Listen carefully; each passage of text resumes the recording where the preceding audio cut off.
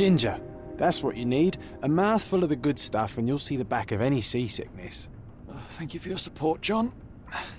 Don't suppose you actually brought any ginger? No, I don't get seasick. Terrific. Don't worry, Sherry. We've almost arrived at Cordona. I can see land through the porthole. So much for docking by tea time. The captain seemed more interested in his maids than in his maps. Oh, is Sherlock grumpy? Cheer up. We're back where we grew up. It's exciting. What's changed? What's the same? Ugh. I'm starting to question whether the weeks-long journey was worth it. Travelling all this way, enduring this indignity simply to visit a grave. Even if it is my mother's. Ah, that's just Mycroft's nonsense, still rattling around in your head. Try to forget what he said. I have. I believe it was that this is a performative farce, a feeble excuse to avoid responsibilities, and that there was nothing to be gained from it. You needed to do this. Enough of the self-pity and doubt. So we're a little late. What of it? We'll retire to the hotel and visit her in the morning. It'll be worth it. Thank you, John. And if you want to notify the captain's wife of his indiscretions, I will not stand in your way. Ah, at last. I'm quite ready to get off this cursed boat. Come on. We'll go together.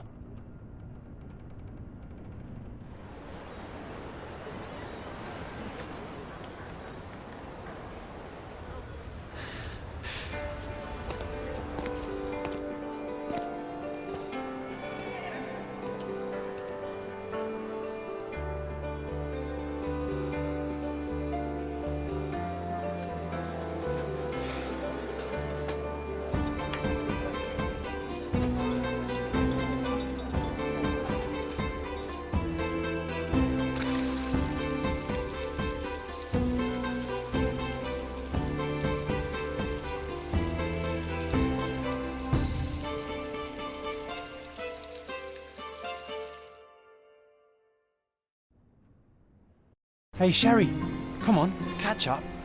Yes, yes.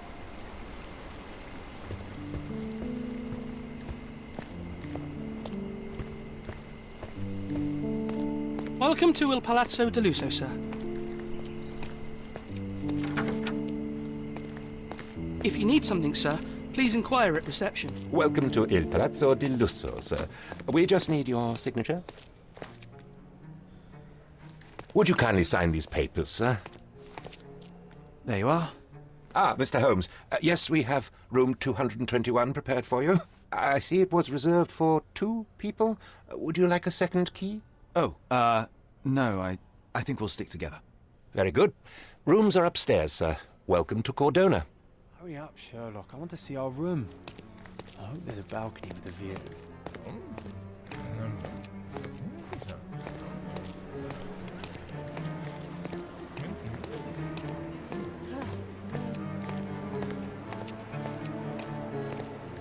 Would you like a drink, sir?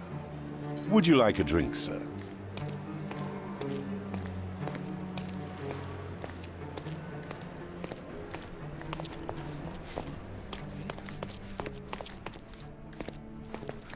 I apologise, sir, but your room is not yet ready. Perhaps, in the meantime, you would like to relax in the foyer?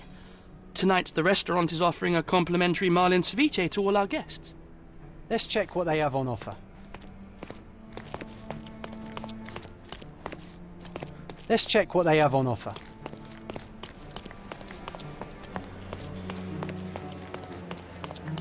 Hey, Sherry, just our luck. If seafood's not to your taste, Everyone loves Benedict spatch, our poached eggs with hollandaise sauce. If seafood's not to your taste, everyone loves Benedict spatch, our poached eggs with hollandaise sauce.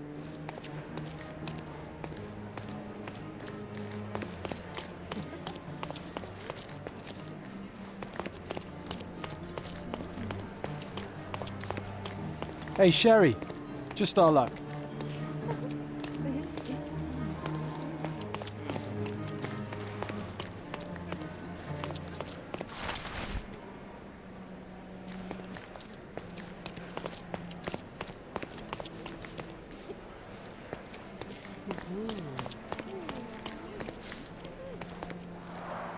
A medium, John. Haven't we been through this already? Come on, it's not like we've got anything better to do.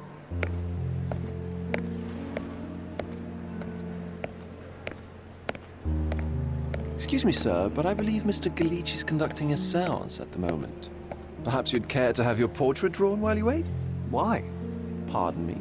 Why should I sit for a portrait? Sir, it's art. It doesn't need a why. It is its own justification. All things require justification, be they objects, systems, or beliefs. How about art as the lens through which we see the truth of the world? That's backward. Truth is not subjective and not complicated. It's just the truth. It either is or it isn't. You do not need a lens to see it, just an open mind. Ha! That seems rather close-minded. Truth, like beauty, is in the eye of the beholder. So tell me, what do you see? Mediocrity.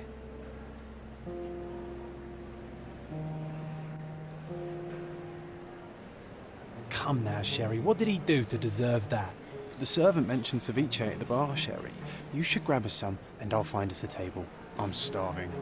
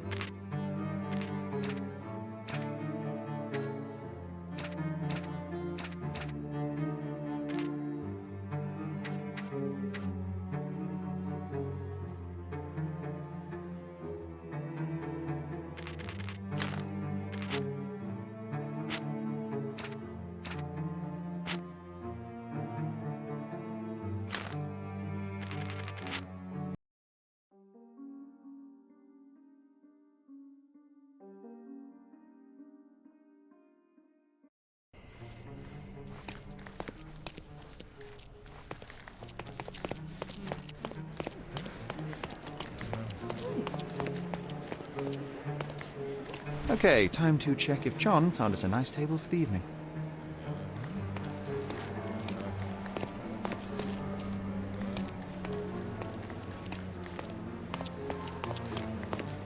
Sherry, I'm over here with my new Ursine companion.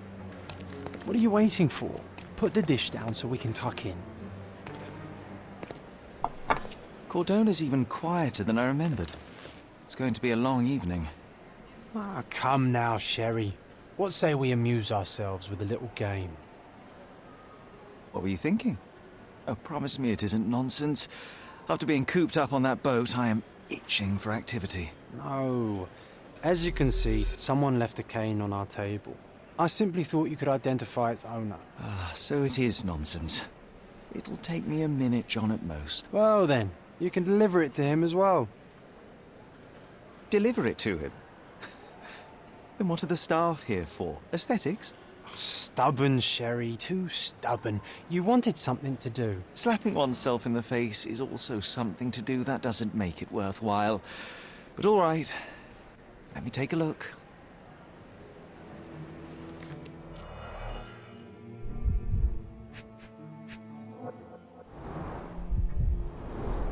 A crest depicting a bulb of garlic in a meadow. Perhaps the Fielding family or Meadows. Or Craven, from the Old English name meaning garlic place. The hand grip is a head of a golden Javanese statue, probably stolen from a temple. The dents suggest it has been used as a bludgeon. The cane is made of ebony, it's worn uncared for, and bears the scars of numerous hits. This cane is an expensive and ostentatious weapon. Its owner must be vain, volatile, and of noble English blood. Take it with you, Sherry. Let's return it to its owner. All right, I hope you noted down your observations in your casebook. But how are you going to find this nobleman? The cane itself is not enough. I may have to ask other guests if they saw who was here.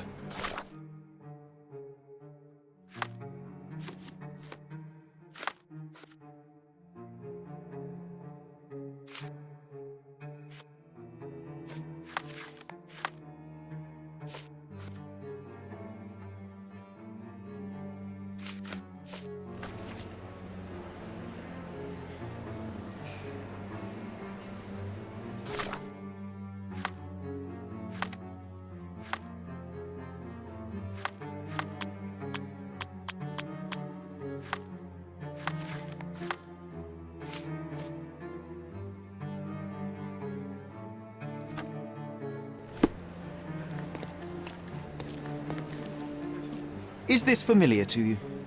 Friend, you're lucky there is something I know about this.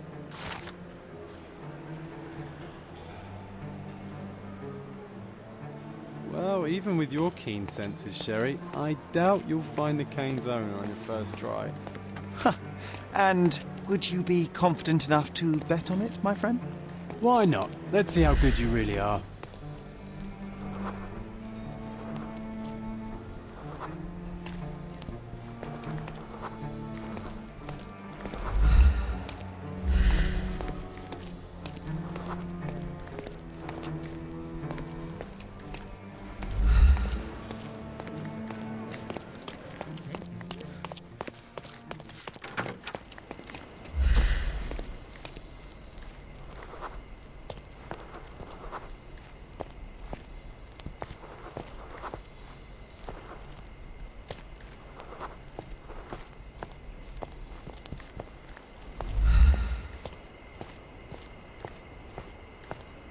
Are you able to help me? My dear fellow, you're talking to the right man.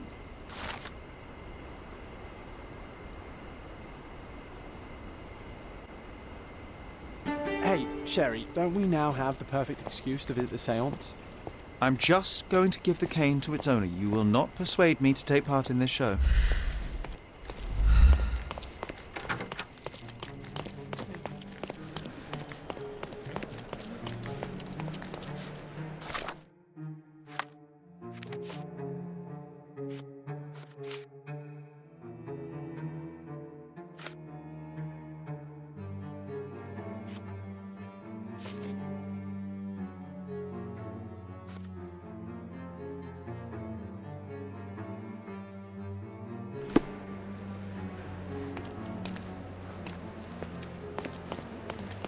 Come on, if you hurry, perhaps we'll see the ghost.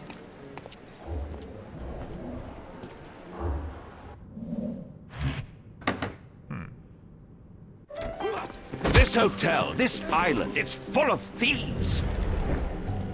First my cane, now the diamond.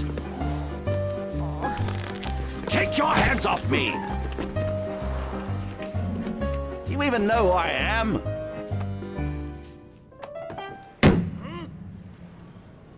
Hey, boy! That's my cane! I get that a lot. It's a very common design. What?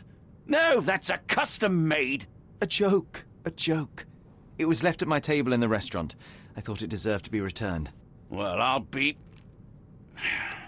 It is rare to encounter a straight-fingered true penny these days. What a gentleman. But I must ask, how did you know I was the rightful owner?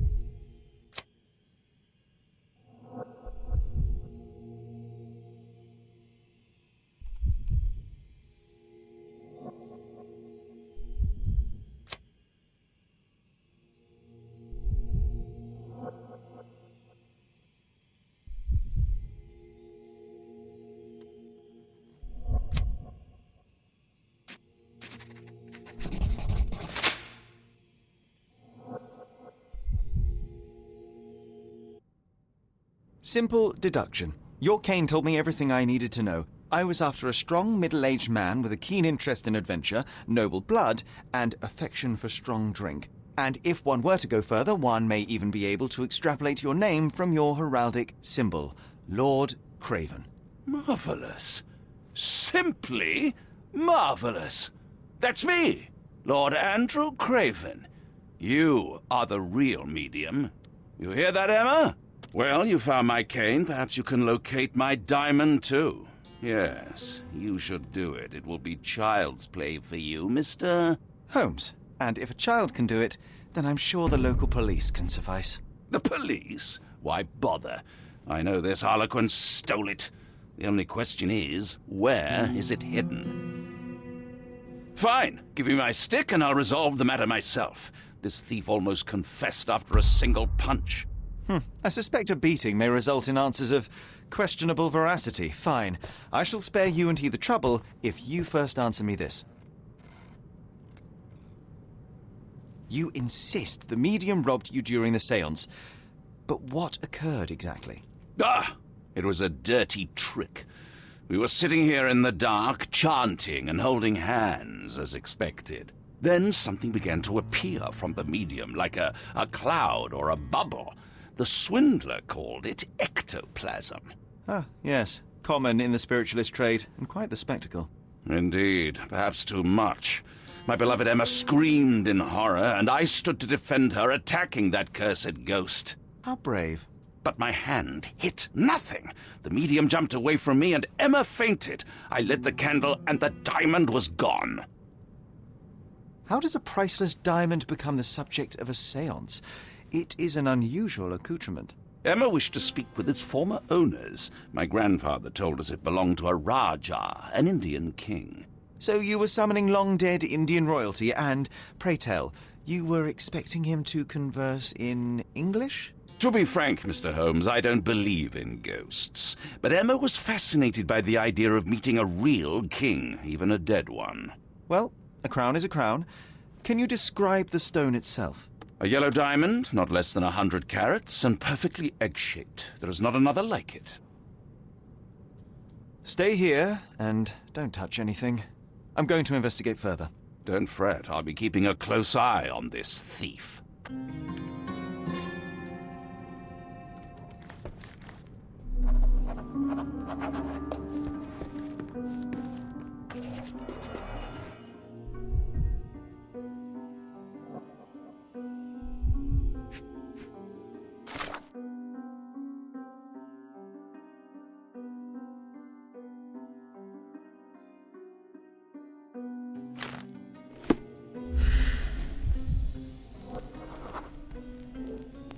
The diamond was placed on the table so that all participants could reach it.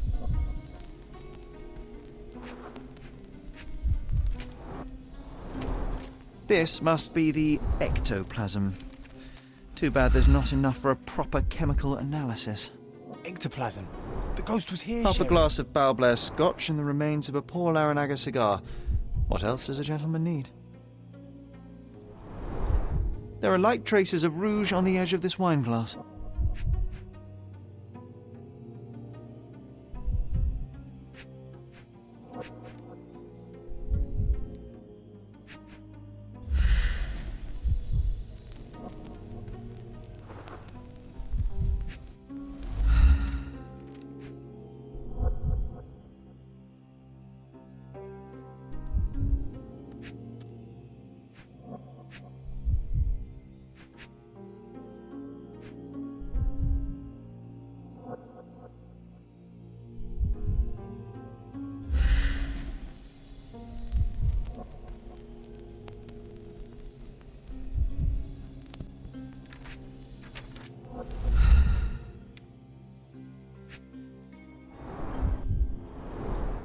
Half a glass of Balblair scotch and the remains of a Paul Aranaga cigar. What else does a gentleman need? Half a glass of Balblair scotch and the remains of a Paul Aranaga cigar. What else does a gentleman need?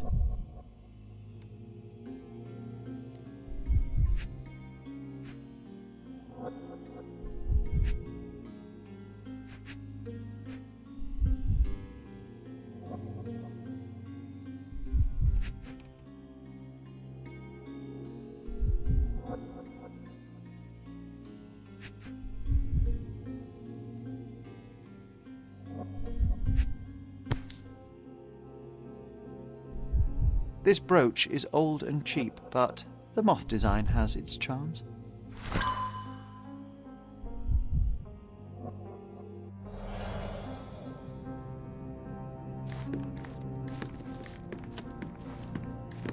Ooh, I love the ambience. Nice and creepy. Pale skin, quickened pulse, unsteady breathing. She's barely conscious. The feebleness of women. Really, Sherry? Poor thing. Quite a display for the tremulous visitor. How can you not love this stuff, Sherry? It adds so much atmosphere to the room. Was this covered on purpose? Of course. It is very dangerous to leave a mirror exposed during a séance. The spirits may become enraged. Or someone may notice the trick they should not see. I wonder what this mirror could have witnessed. This hefty chair has nearly broken after hitting the wall. Could one man even lift it? At Cambridge, I was captain of the rugby team. It was no place for weaklings.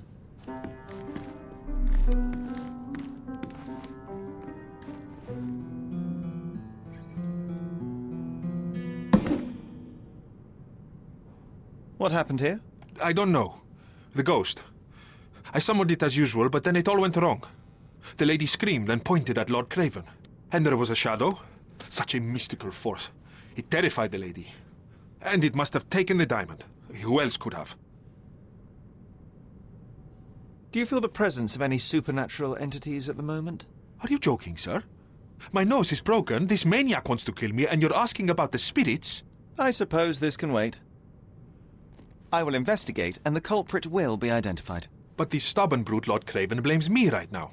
As if I could do something like that. Perhaps you can reason with him? Please? Seems like you're ready to delve into your mind palace, Sherry. I'm sure you'll make some good deductions.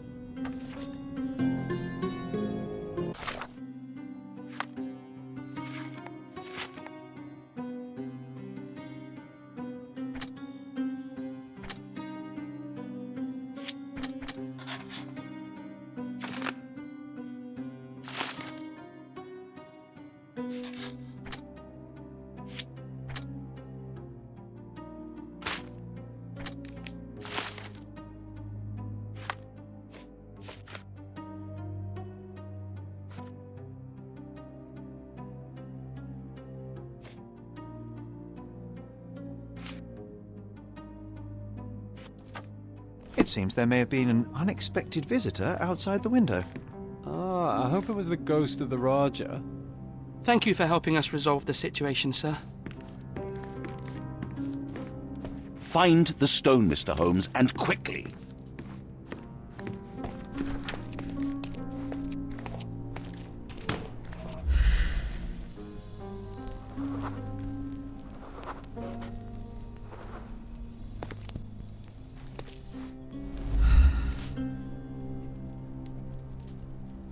This looks recent.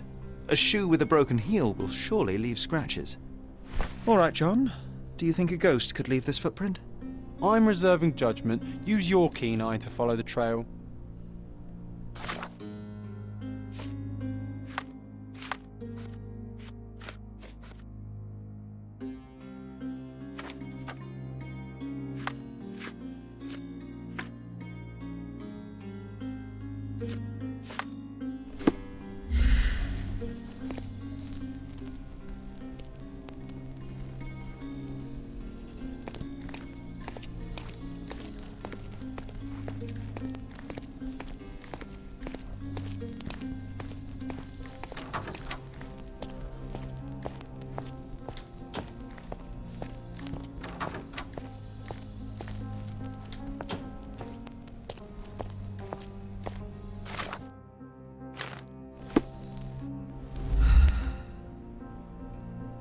Size 4 with a broken heel.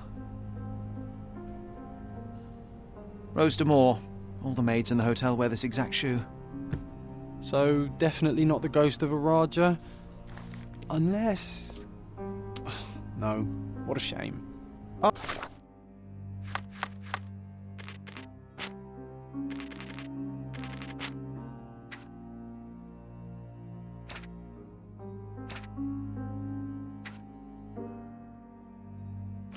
Our witness was a nosy maid. Searching the entire hotel could be difficult. Perhaps the other maids can help us find her.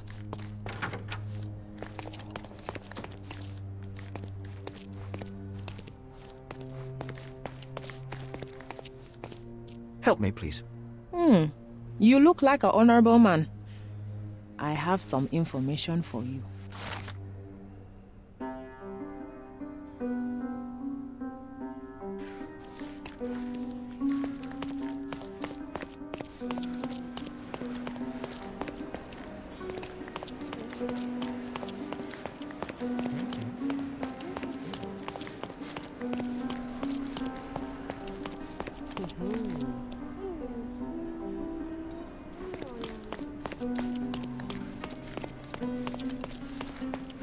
Finally, there you are.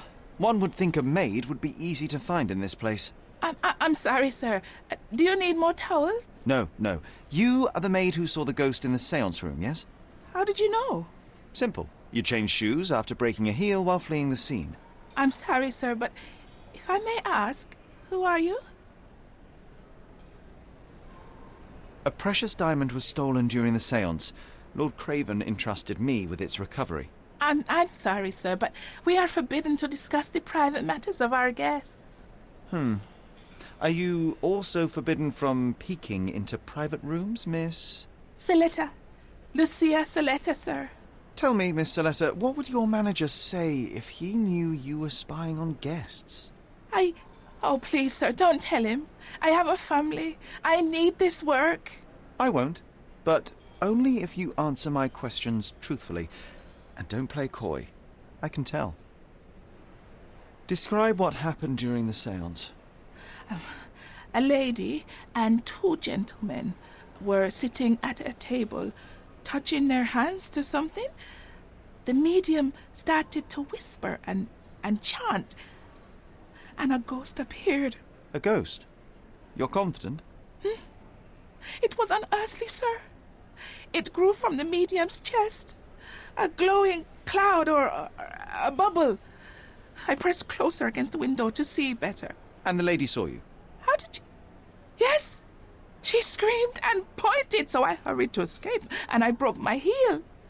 But I did see the ghost. A sickly, evil thing. And that's all you can tell me? Did you see any of what happened next? The medium, Mr. Galici, he was doing something with the ghost. He grabbed at it like he was trying to catch it. And then I ran. I suppose I should be grateful you endured these horrors for such a long time. All right, I have your account memorized. Good day. You scared the poor girl, Sherry. Did she really deserve that? We all got what we wanted. She talked. I stayed.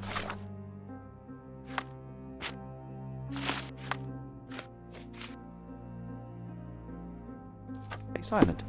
Oh, let's get back to the crime scene. I always love seeing you explain simple things to simpletons.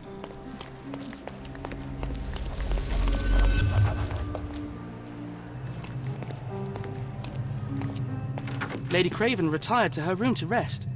Lord Craven remained here until the staff reported that the medium was locked in his room.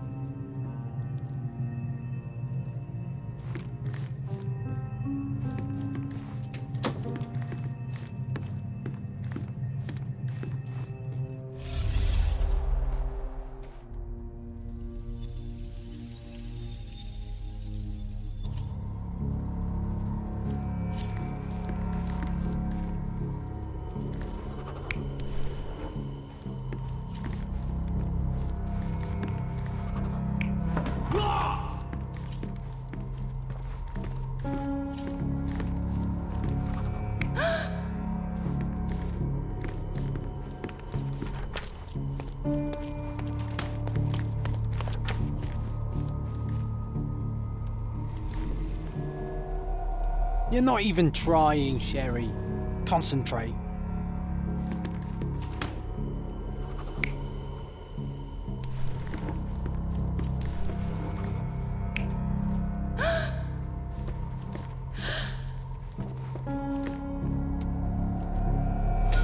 It all began when the lady screamed and pointed at the window. Lord Craven jumped up, ready to face anything, ghost or human. The medium shrank back in dismay. He was not expecting such a reaction and had to quickly hide the ghost. The lady was the only one left touching the diamond, at least until she fainted. Amazing. It's like you saw it with your own eyes, sir. Oh, I forgot that you were here. I guess I should discuss all of this with Lady Craven. The Cravens are upstairs in room 226. It is one of our finest suites. If the lady was touching a diamond, then she would have felt the ghost take it. What do you think it felt like, Sherry? A jellyfish?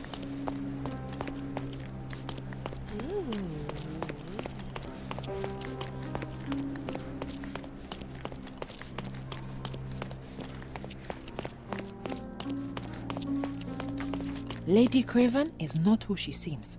Remember her behavior.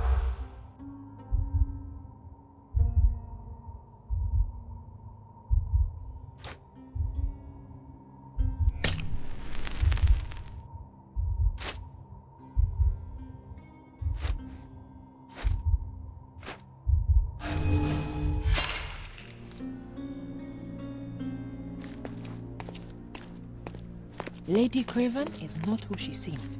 Remember her behavior in the hall?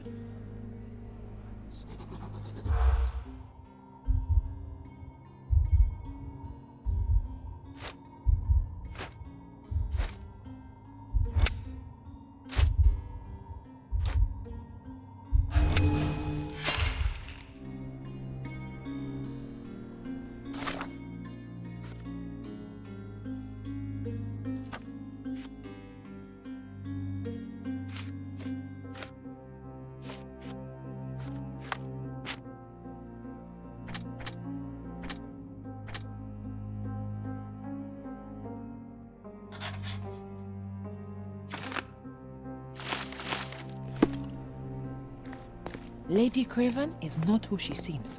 Remember her behavior in the hall?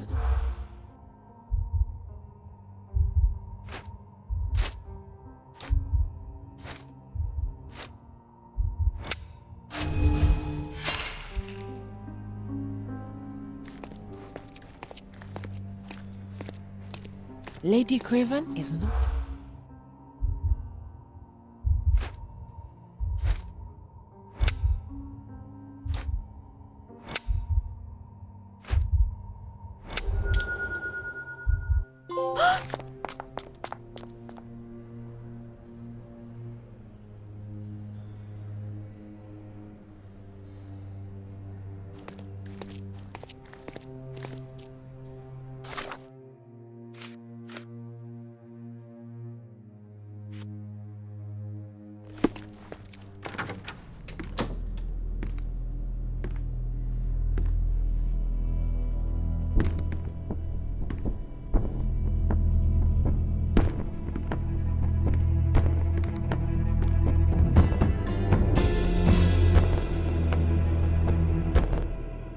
You're here, at last. I didn't do that. I swear. I found her this way. Well, I did have some questions for her, but it seems I've arrived too late. Now it's a matter for the police. Mr. Holmes, you said it yourself. They're children. They'll only make things worse. You promised me you would investigate. Investigate a theft, not a murder. Fear not. I will tell them all I've uncovered. Please, help me. The police will surely accuse me of Emma's death. You were the only one who can find the truth. Fine, but only because it's slightly more interesting than the walls of my room. Tell me what happened. Look, after you left, I waited in the seance room until the servants locked up Mr. Gallici, the medium. And was your mistress there too? Oh, so you know? I suppose I shouldn't be surprised. Regardless, the staff took Emma to her room. She was still feeling dizzy. So you didn't follow her. Interesting. Where did you go instead? To the bar. It had been almost an hour. I see. And how long did you stay? I partook of a well-earned whiskey or two before retiring upstairs. Ask anyone there. Is Mr. Gallici still being held? And where did the servants secure him? He's in room 225. But that pigeon-livered man at the reception desk refused to give me the key. Well, I will have to visit reception myself then. Perhaps he will listen to reason. Now we arrive at the tragedy at hand. So what transpired after your detour to the bar? I headed up to my room to find Emma on the bed. I didn't pay her much attention at first. I was still preoccupied with that damned medium. But when I realized she was silent, I drew closer and discovered she was dead. What's more, the diamond lay right there beside her. Oh, well, that is splendid news. Splendid? The return of the diamond will be cold comfort if I live out my days in a jail cell. You must help me. Let me see what I can find. Barely an hour has passed and you already have yourself a murder mystery, Sherlock. Why am I not surprised?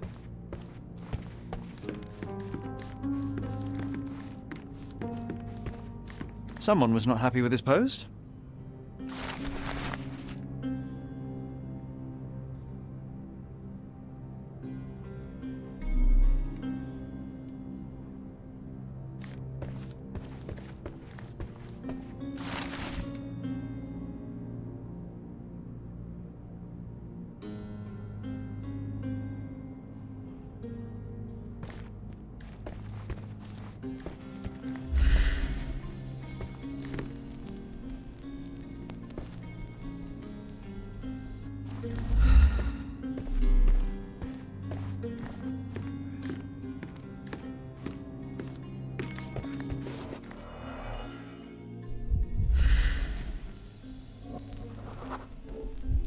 Aha, a neat hiding place. Why would she conceal all of this?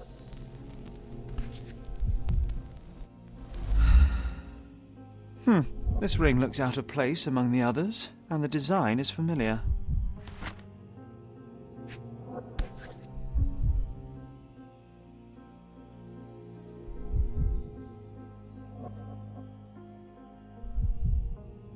Virtus audacta sapit. Courage tastes bold.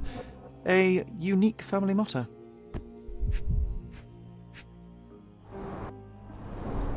Several £1,000s, that's quite a fortune.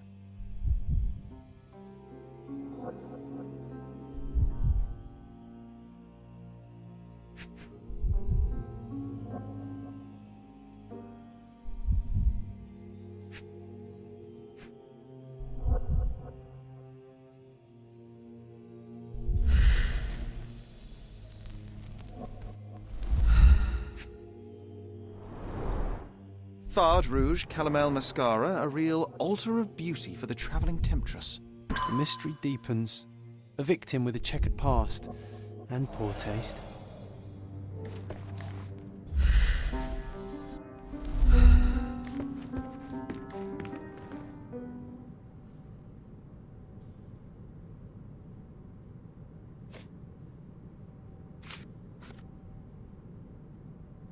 I doubt I can help with this.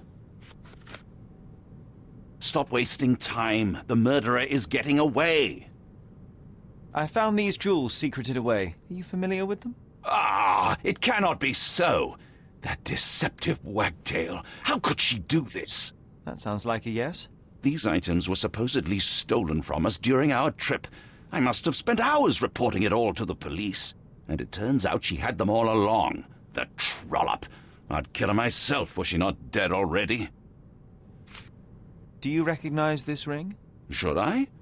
It's a third-rate piece if ever I've seen one. I'd never buy something like this. Did you ever see Miss Emma wearing it? No. And why should she?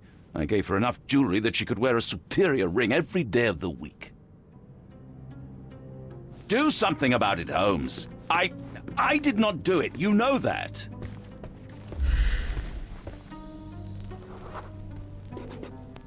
A remarkably simple lock.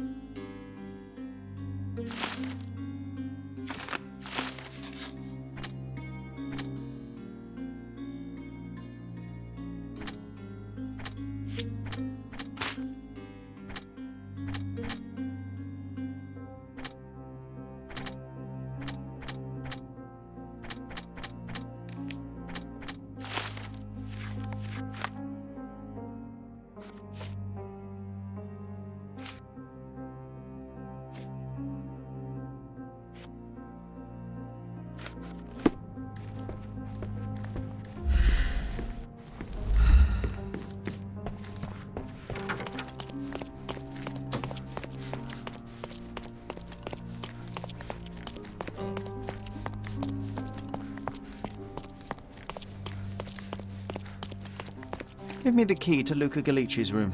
I need to talk to him about the events of the séance. I suppose you are an impartial outsider. All right, but please do not give it to Lord Craven. We do not want to see our reputation damaged further. Awkward. They still don't know what a nasty surprise awaits upstairs. Hush. No need to cause another ruckus. The last thing we want is the police to come meddling.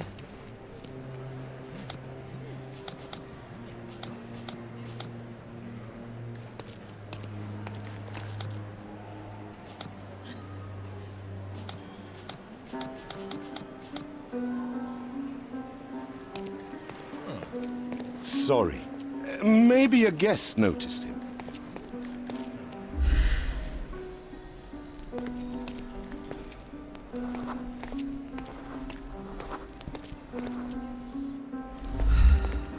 Can you satisfy my curiosity? Friend, you're lucky there is something I know about this.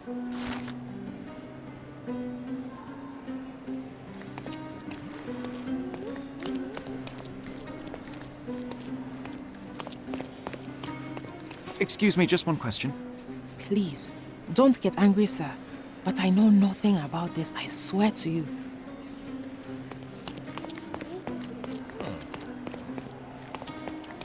Pardon, monsieur, but I am not in the mood to talk. Excuse me, just one question. I would never deny you, sir, but I know nothing about this. Everyone's looking at us, Sherry. You sure you know what you're doing?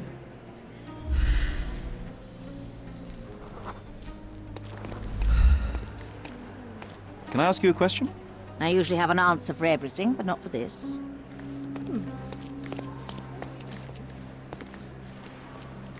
May I ask for your assistance? No, sir. I don't know anything about that. Oh, I am...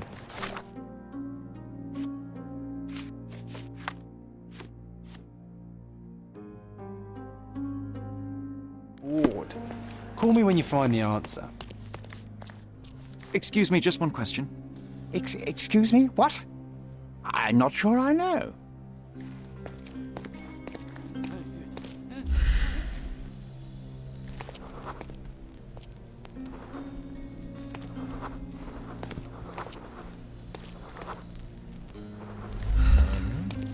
Could you help me? I can't help you, friend. Everyone's looking at us, Sherry. You sure you know what you're doing?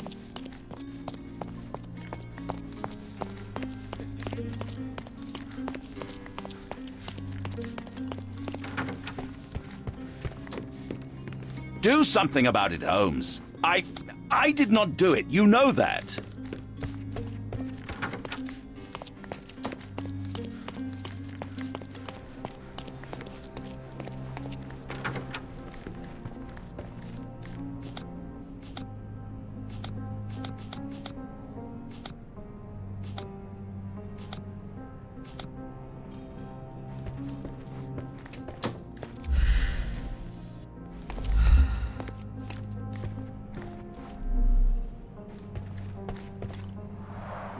Tools and accessories for masterful prestidigitation. Or weapons and defences against visitors. Someone is making the most of his stay. Can you blame the man? I'd say he's not ordering enough.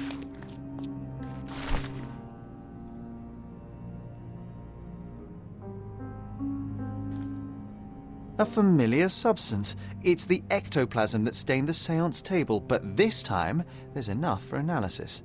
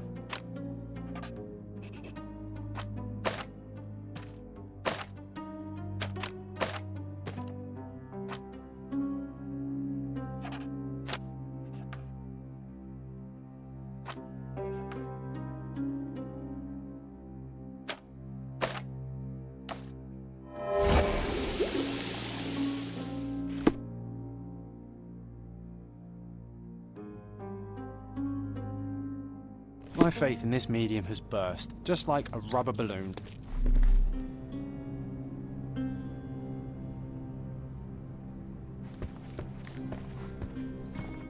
Do you always travel with your books, Mr. Galici?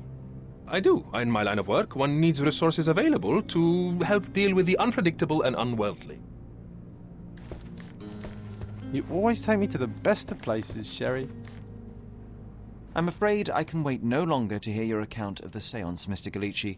So please, tell me what you saw. Lady Craven wanted to meet the spirit of the Raja. My conjuration was successful. Perhaps even too successful. I am sure the spirit was the only one who could have taken the diamond. Lord Craven needs to leave me alone. Do you think the police will believe you? Of course. I didn't take anything. And spiritual phenomena are beyond their control. Or should I summon the ghost again so they may attempt to handcuff it? I think I would prefer to begin my investigation in the physical realm.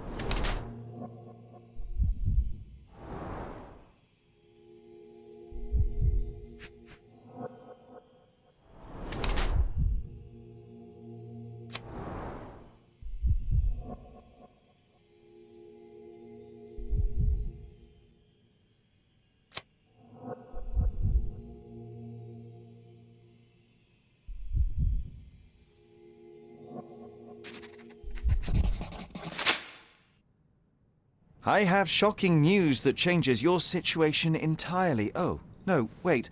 What am I thinking? The spirits will have told you this already. I'm not in the necessary state for summoning. The spirits preferred clarity of mind and soul. Please, tell me. Lady Craven died in the very next room while you were in here. Did you not hear anything? What? How? In fact, I did hear noises. That Craven is a very loud man. But I never thought he would do that to his wife. Well, you claim to be a medium. Perhaps you could ask her spirit why. What? No, it's too dangerous. Oh well, at least I can make the dead talk. Those scratches on your hands look rather painful. What happened to you? It was those savage servants. They were so rough bringing me here as if I was trying to escape. When I'm free, I'll demand compensation.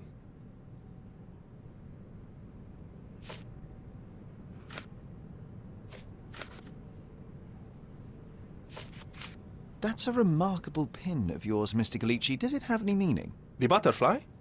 It's a reminder of a time in which I was truly happy. What a coincidence. Lady Craven had a ring with the same design. A coincidence indeed. I suspect it is a common theme in jewelry. Sorry, that's beyond my expertise. Do you realize just how dangerous it is to hold phosphorus in the mouth? I beg your pardon? I'll bet it makes your rubber balloons glow impressively in the dark, but you'll regret it when the hypertension and vomiting sets in.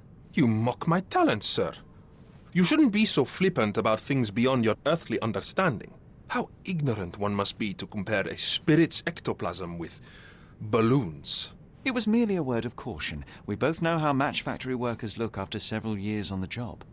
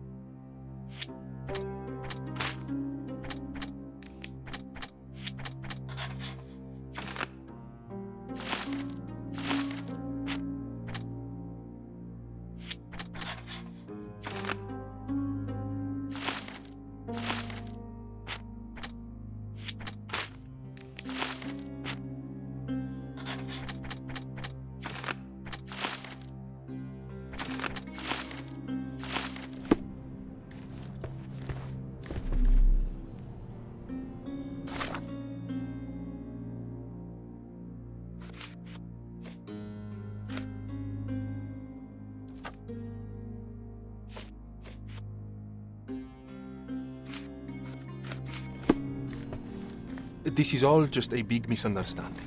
The spirits confirm it.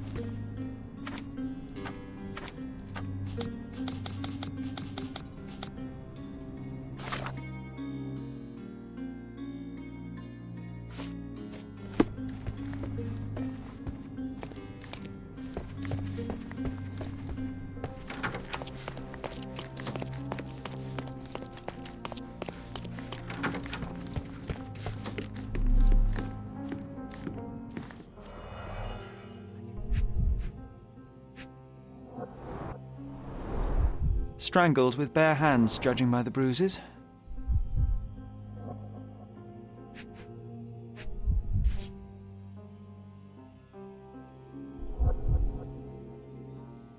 This must be the missing diamond.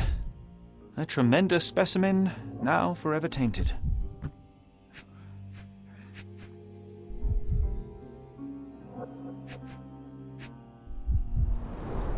Everything was tipped out of the bed as if it was searched. I think she stole the stone. It's certainly possible, but we won't get her confession now. Well, there is a professional medium right next door.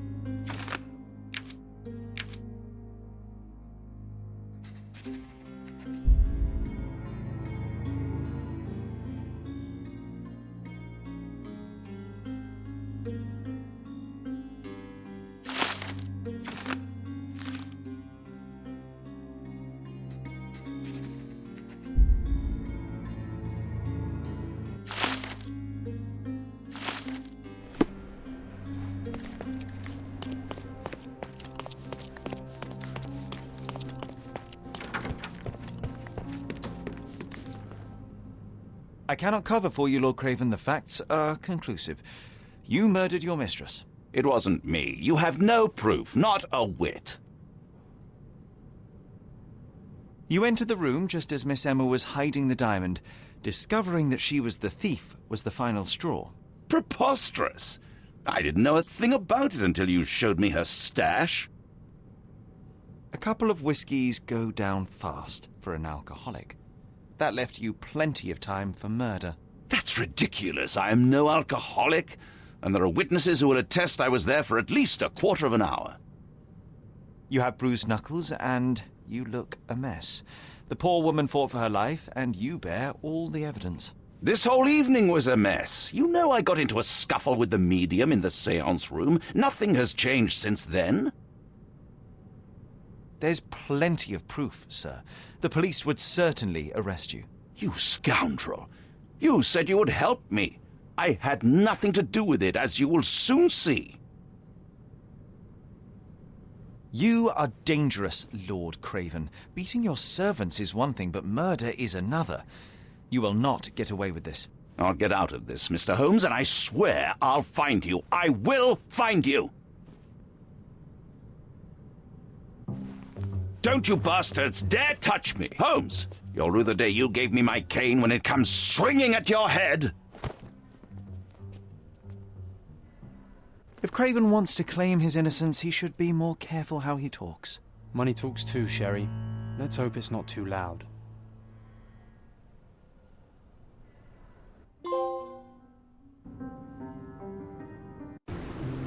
That was too much fun, Sherry.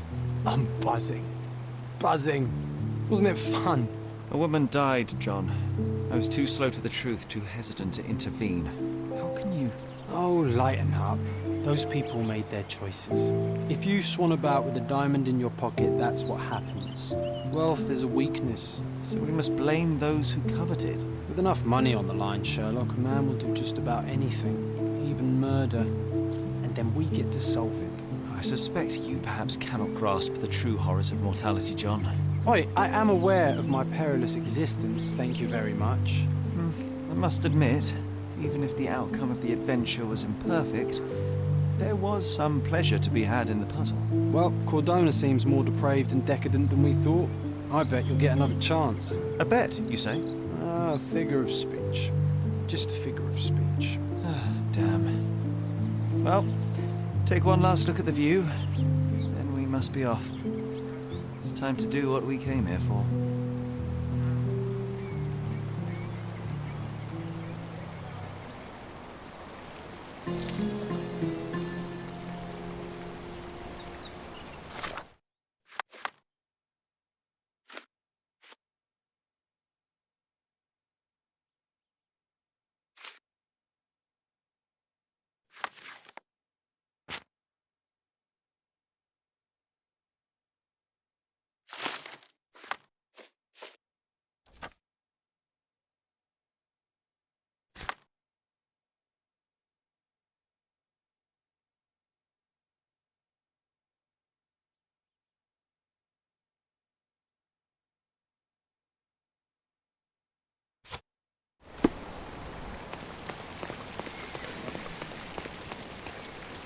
A free ride for every hotel visitor.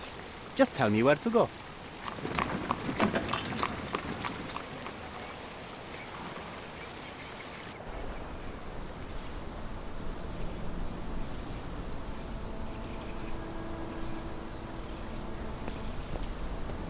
Is everything all right?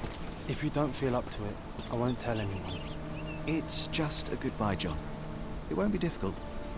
I've already come to terms with my mother's passing. So you really don't remember? To what do you refer? The funeral. Sherlock, you were distraught. At first, I thought this visit would dredge up those feelings, but you've been remarkably level. John, I think I was too young to understand. I couldn't fathom why she would leave me. Perhaps that pain is best left forgotten. On the contrary, it's why I'm visiting her grave. To remember her.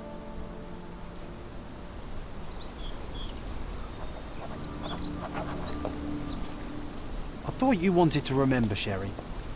Concentrate, and I'm sure it will come back to you.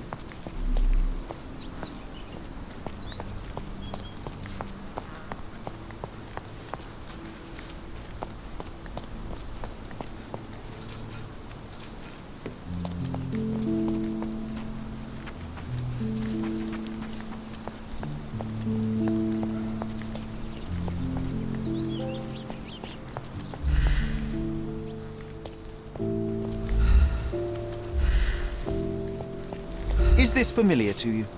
His Majesty came out of his palace. I know nothing.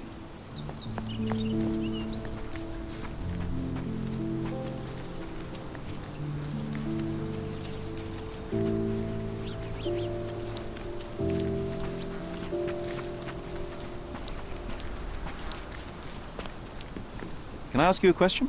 I don't think I'm rich enough to talk to you, sir.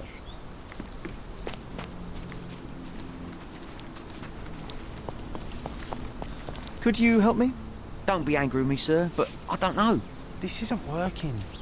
You might need a different tack.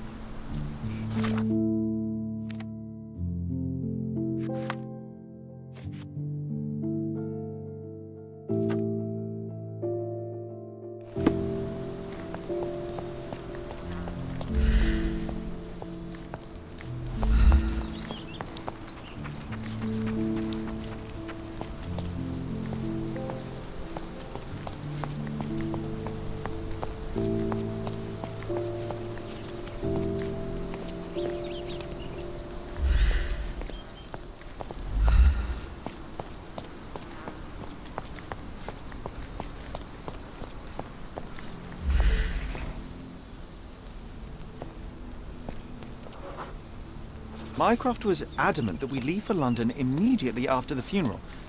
He never told me why, but I saw how unsettled he was by the long requiem.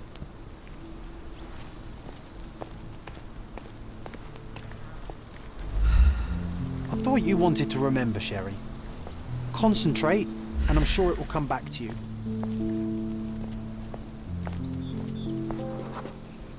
The service was sparsely attended. Though my parents were buried separately, the pastor said they're united in heaven. I didn't believe him even then.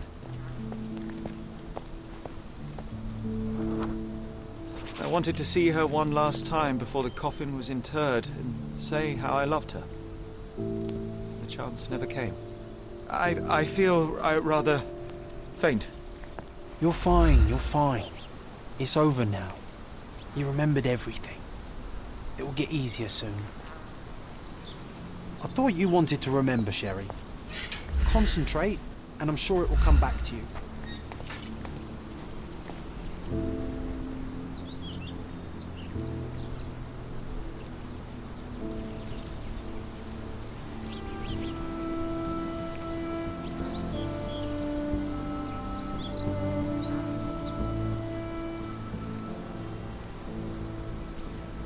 A pocket watch? It seems familiar, John. Why is it here?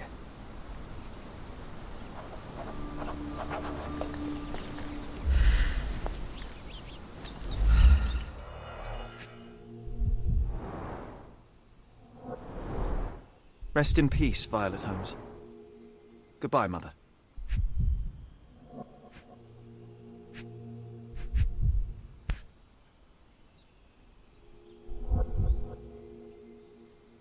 This watch was a gift.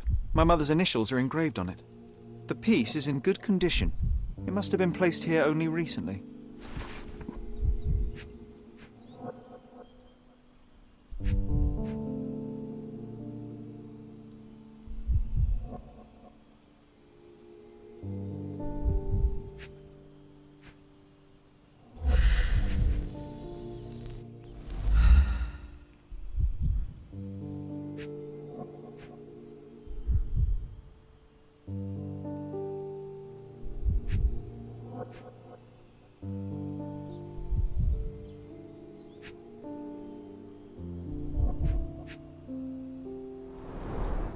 A candle in a small puddle of wax. It cannot have been lit for more than half an hour. Is this really how you want to spend this time? This is my mother's pocket watch, John. Who put it here and why? Are you not in the slightest bit interested?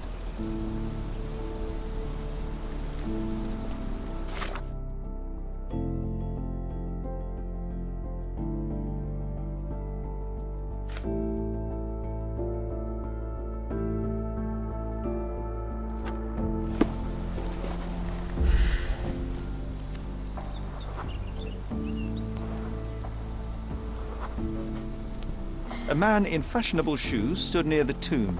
The size of the prints suggest he is approximately 5.5 feet tall. You You're about to tell me the make and model of tyre, but let me assure you, I do not care. Well, it was going to be very impressive. Come on then, the trail continues ahead.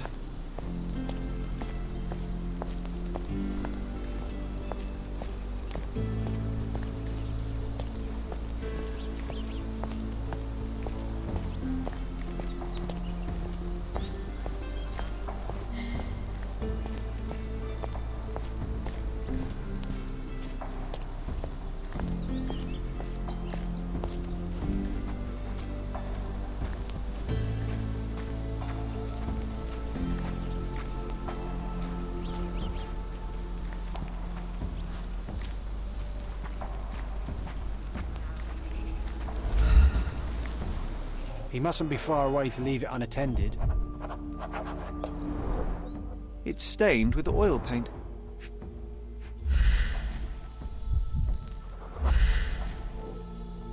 A portable easel was kept there.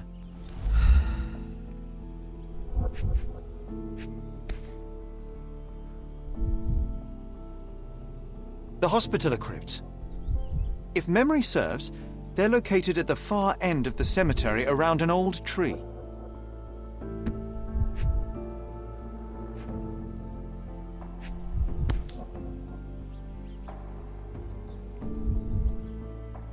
I hope that inspiration strikes upon visiting these beautiful vaults. At the very least, you'll enjoy the view. Yours, Mercurio. An artist working in a cemetery? Do you think he'd paint my portrait?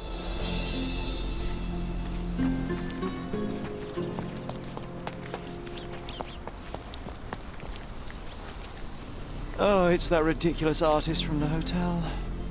Be nice, Sherry. Make friends. Mr. Holmes, did you come for another portrait? No, I jest. You gave quite the performance last night. The hotel was abuzz with your name. I must say I was rather absorbed in it all. The fallibility of men. Such scandal. It was a welcome distraction. Oh, my manners. I am Werner Vogel, art enthusiast and gallery proprietor. Mr. Vogel, I was perhaps too curt when last we spoke. Speak no more of it. Travel takes it out of any man, never mind when this is your destination. Once I learned who you were, the pieces fell into place.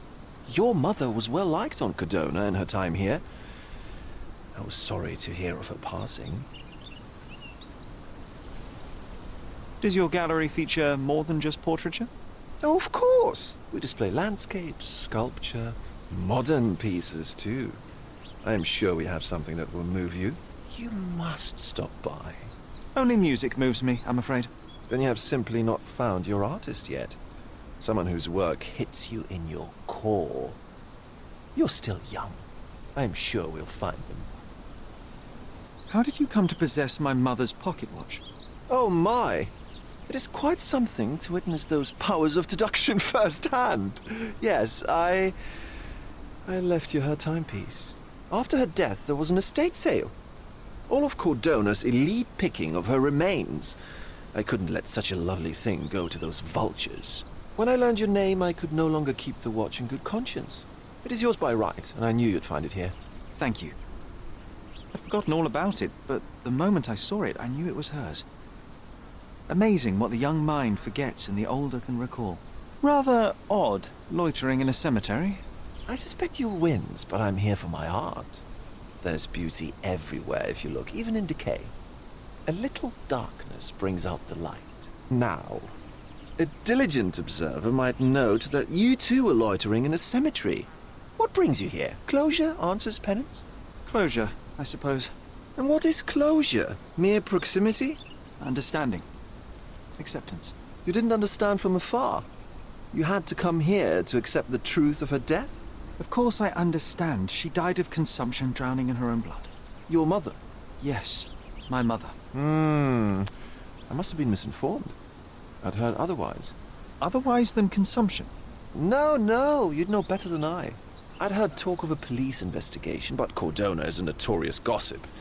And what does it matter? She's passed on either way. She has. Well, I shall intrude no longer. I'll leave you to your closure. Do stop by the gallery if your travels permit. Farewell.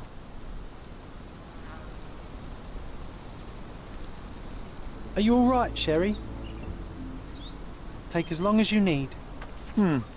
Whatever I need, it isn't here. We should explore Cordona.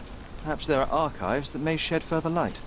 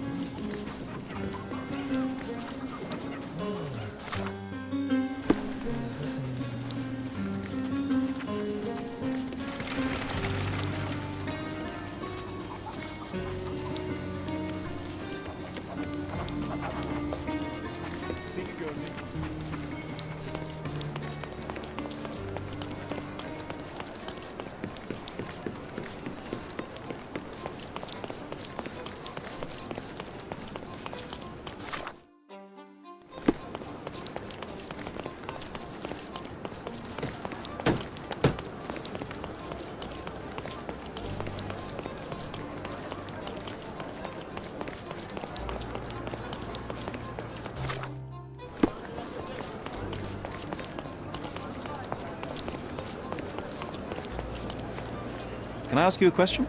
A solid question, sir, but I don't have the answer.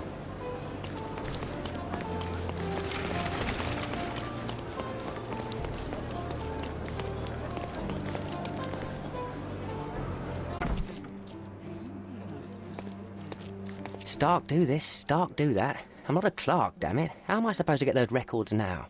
Yes? What is it? Would you like to report a crime? No, I wouldn't. My name is Sherlock Holmes. I want to use the police archives. Wouldn't we all? I'm serious. So am I. Officer Logan locked himself inside and he's not letting anyone in. But why the archives?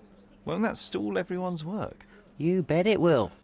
He's looking up all the thieves in Cordona over the past decade. Say one thing for Logan. He's persistent. What happened exactly? A tailoress from Scaladio's been robbed. Logan spent 2 whole days at the shop sketching the thief, and she still insists that it's all wrong. That shrew drove him up the wall, she did. Would you mind if I talk to this tailoress? I could get you the sketch in no time. Get off your high horse, mister.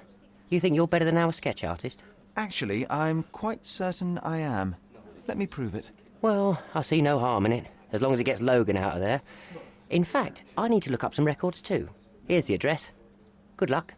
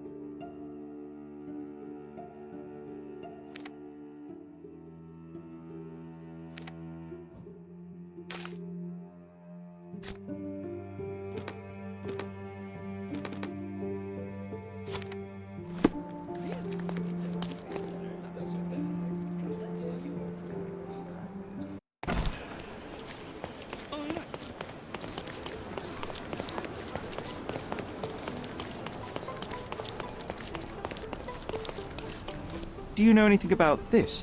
Nothing I can tell you, sir, but others might know more.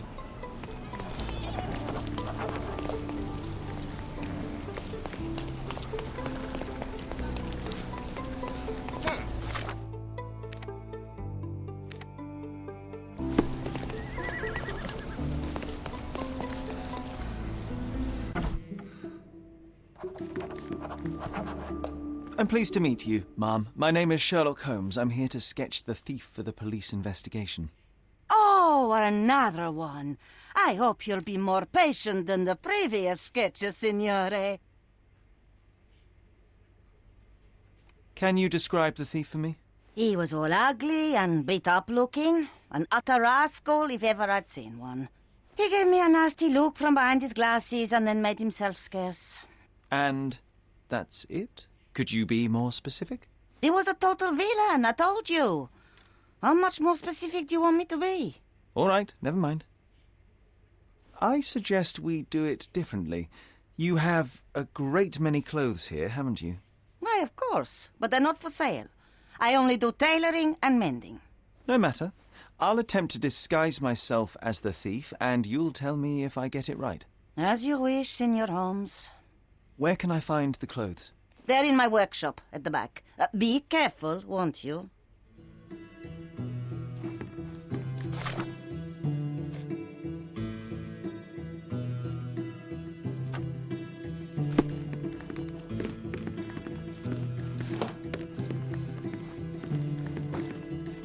Oh, look at this old chap putting on airs like some Italian doge. Why don't you disguise yourself as him instead? We have a job to do, John. Come on, at least do him first.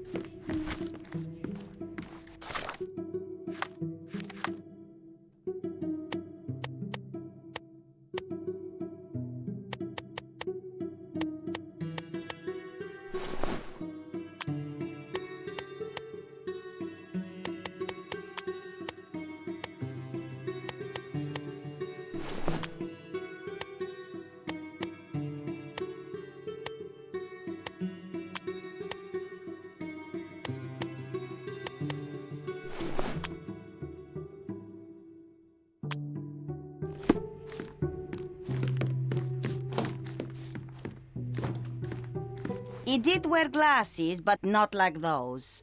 His were angular and evil-looking. All right, I'll try another pair.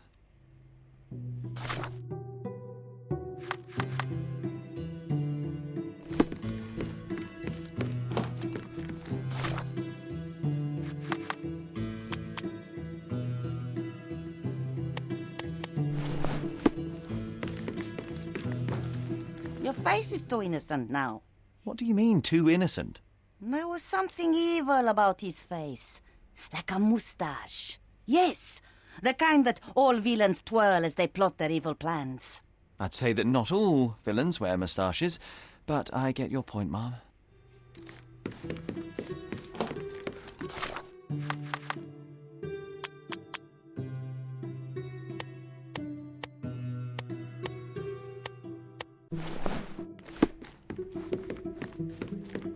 No, those clothes are wrong. He was dressed in a very fancy beige suit. Must have stolen it from someone. No doubt about it. All right, I've got it.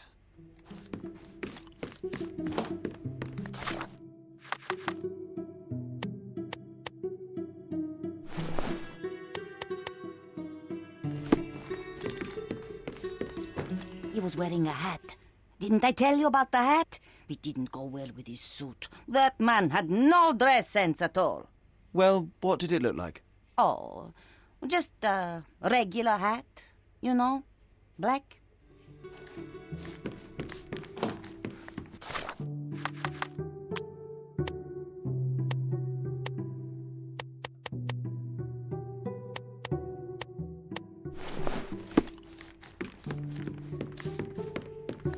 Ah, it's you.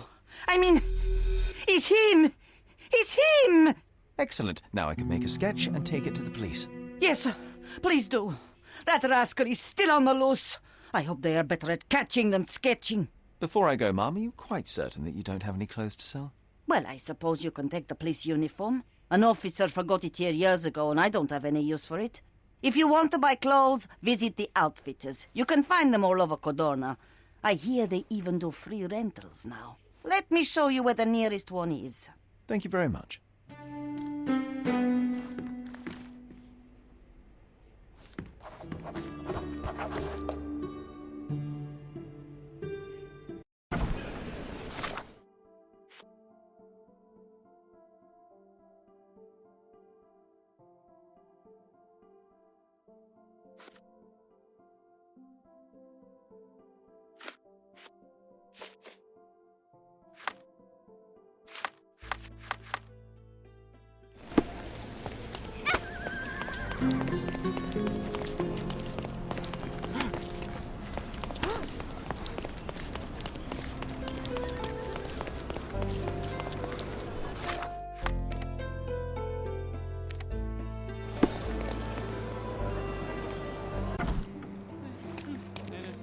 Hello again, officer. I've spoken to the tailoress and made a sketch of the thief. It was child's play. No, really? And she didn't give you any trouble? No, no trouble at all. She was quite tolerable. Huh. Who would have thought? Hey, Logan, we've got the sketch. Come on out. Can I use the archives now? Well, they're generally not accessible to the public. But you really helped us out, so I'll just turn a blind eye. I appreciate it, officer. What did you say your name was? Holmes? Come and see me after you're done. I may have a proposition for you, Mr. Holmes.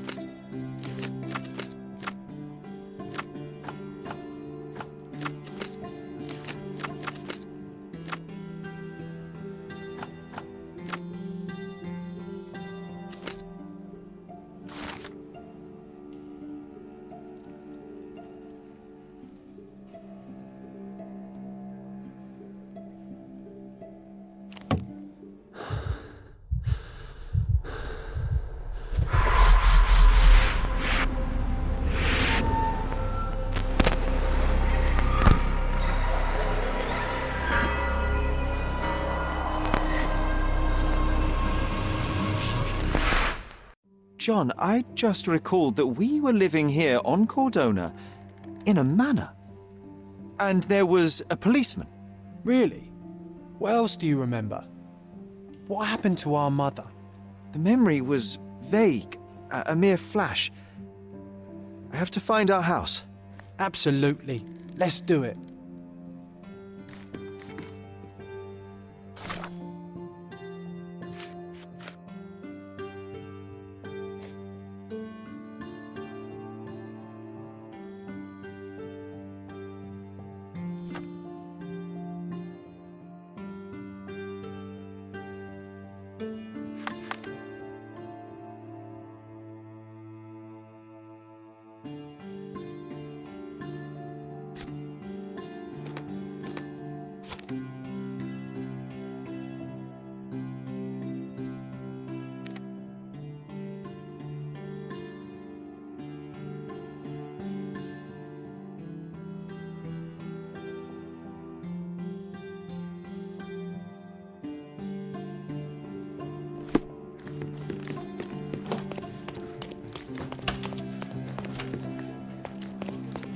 I'm done with the archives for now. Can I help you with anything else? As a matter of fact, you can. The thing is, our chief inspector has vanished, as if we weren't undermanned enough as it is. Wait, what do you mean, vanished? Gone missing on a case. Shady business, but that's besides the point. See that board? Pending cases are posted there for any available officers to investigate. I would take them myself, except that I've been told to work the reception desk, like some clerk. Yes, we're that short-handed. I understand your predicament, but what does any of it have to do with me? I may be available, but I'm certainly not an officer. Oh, don't worry about it. Consider yourself a temporary one-man independent police force. That's a bit of a mouthful. There's just one small, minor, basic formality. You'll need to complete our physical training course. Easy. Well, I'm not one to balk at a spot of exercise. What must I do? That's the spirit. Sergeant Ermey will show you the ropes. Follow me. So, you're a newcomer. We must be desperate to ask untrained civilians for help. You're lucky to have a well-trained civilian with a brand new auto pistol in his arsenal. An automatic? A bit of a braggart, aren't you? Are you trying to test me already? That is why you're here, boy. I need to verify your skills before I can allow you to catch criminals. The first targets are in the next room. You know what to do with them. I'll join you in a while to see the results. Concentrate, Sherry. You need to hit every target to show the sergeant how we do it.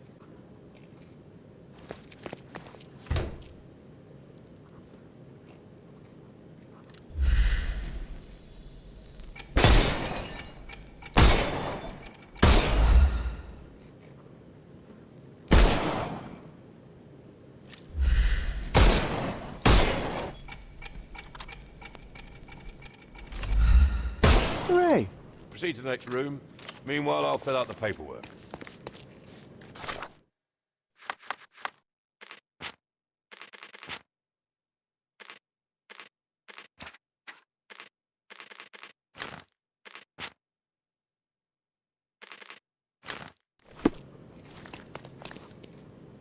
Move on to the next room, new boy. Come on, Sherry. It's just That's like in an childhood. order. Steady, Sherry. Steady. And go. My favourite mannequins for attack. Let's strike them ninja style. Aim for where you might take advantage and don't forget the environment.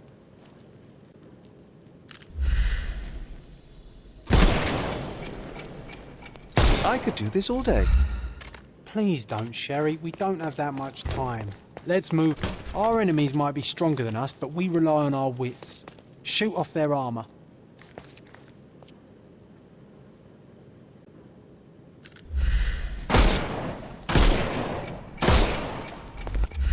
Uh-oh, Sherry. Uh-oh, Sherry. Hooray. Not a nice shot. All right, let's move on, Sherry, if he was alive. If you stand here and use your snuff box on him, you can definitely overcome him, Sherry. It's all calculated. Look at that helmet of his. You won't be able to get the powder past it. Helpful advice, John. I would never have guessed. Good job, new boy. Well, I'm almost finished with the paperwork. Let's talk about your results. Well, I must say your results aren't as bad as I feared. Perhaps you're not completely hopeless, but true combat is quite different from shooting stationary targets. I'll handle it just as easily. Well, that's what we're going to find out. Now, we'll test you against our men. Your task is to detain them, not to kill them. So don't go shooting anyone in the eye. That goes for in the field as well. Even though you'll be working with the police department, that doesn't mean you have a license to kill. Here, take these. They are blank rounds. So, are you ready? Always ready. Then let's get cracking. Worried? Not at all. I can hit them all with one shot. Good luck, Sherry, and remember, the surroundings are your playground.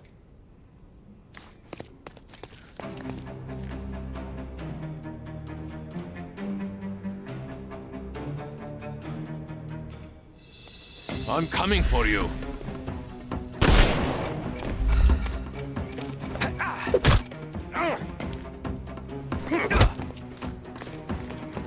I'm coming.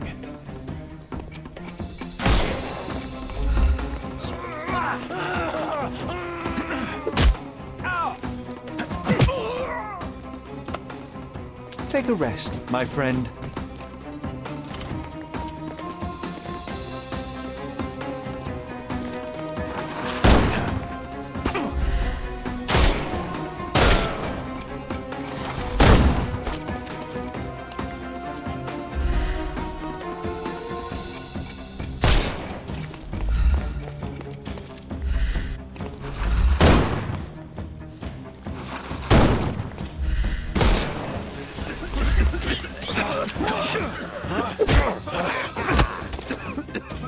I'm coming for you.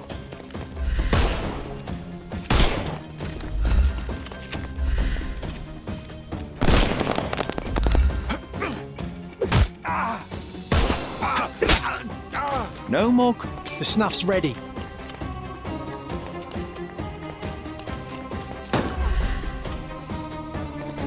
We can overcome the brute now.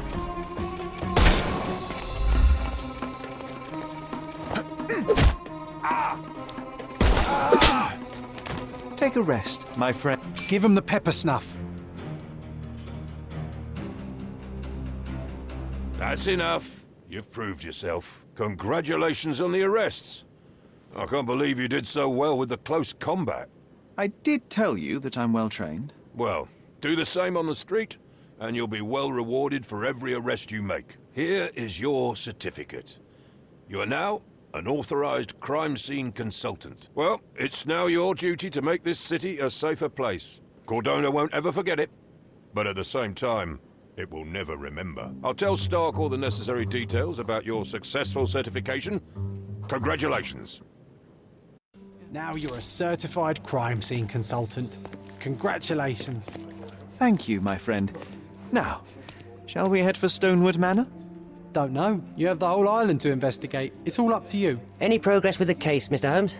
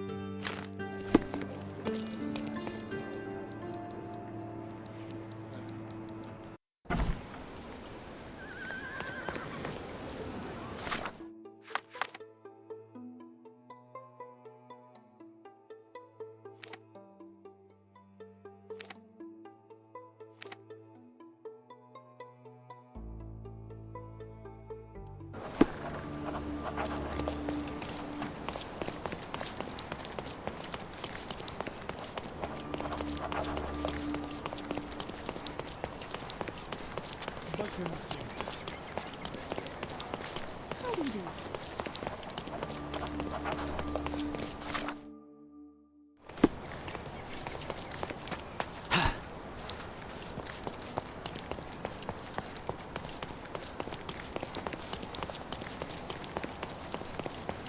Nice to see you.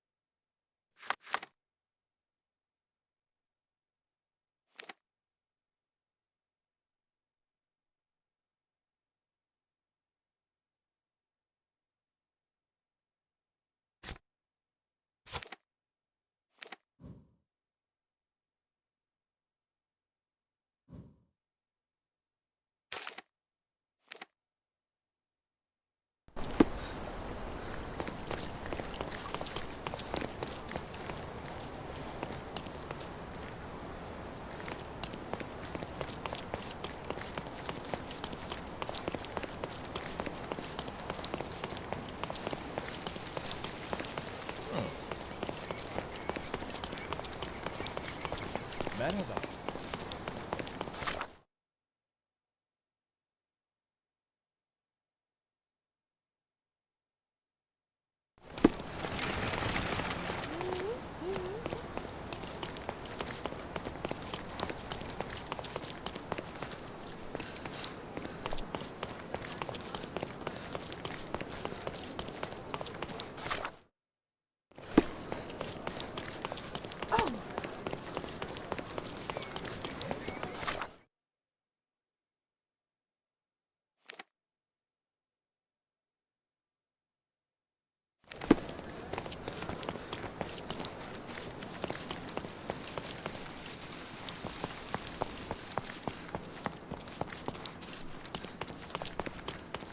Nasılsın?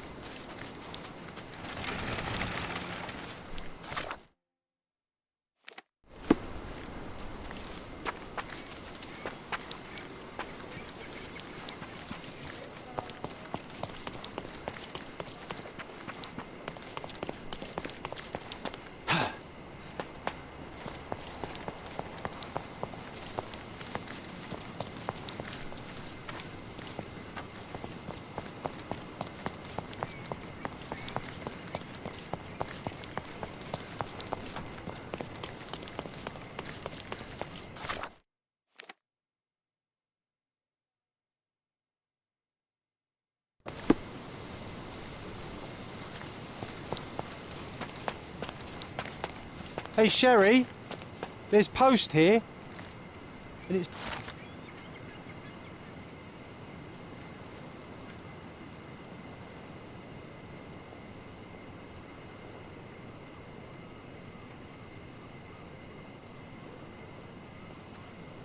After reading that, I am even less eager to return home than before. Let's investigate our manor. That's the Mycroft I know. Predictable.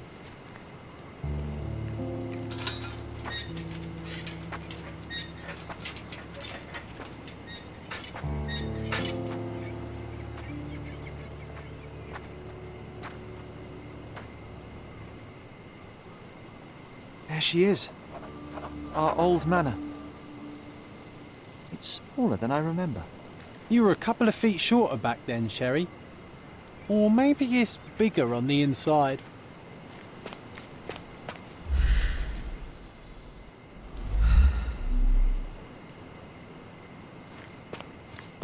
Look at the ash all over the door. I don't recall hearing of a fire. We don't have to stay here. You can afford another night or two at the hotel. It's stuck. Oh well, let's just head back. They probably haven't even stripped our room yet. Come on. Must be locked. Move aside. Let me have a go. Seems fine to me, Sherry. This barrier, perhaps it's mental, not physical. Or perhaps the rest of us are simply constrained by reality, John. I wonder if there's a key secreted somewhere in the garden. Take a look around, Sherlock. I'm sure you'll discover something.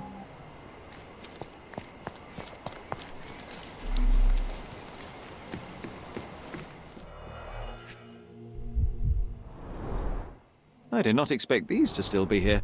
It was enjoyable to practice using real handcuffs to make an arrest. Hey, that's Wooden Joe. He was always the best at playing criminals.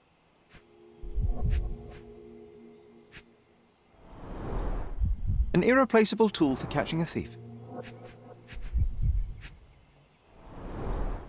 And this must be the reason our suspect was apprehended.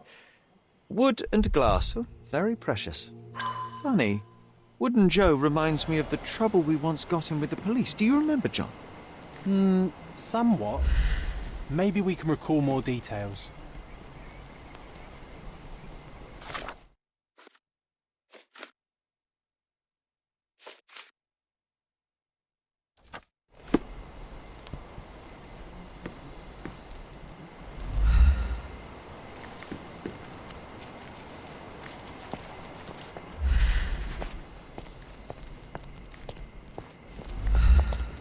A manor all to ourselves.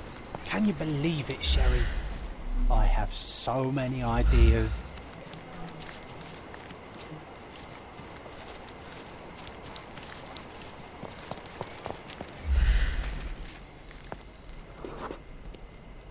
The policeman brought us both home, John. That's why he was here. I'm pretty sure he brought something else with him too. Do you remember what it was? I bet it was our reward. No, we were not so lucky. It was a set of lockpicks that we had used to sneak into someone's house. That's why we were arrested. Did someone come out to investigate all the commotion?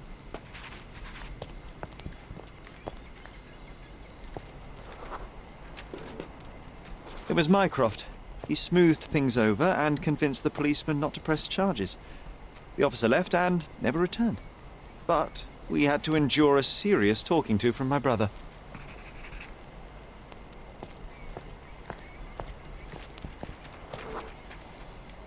Mycroft wasn't happy about the fact that we were arrested. It felt like he lectured us for hours.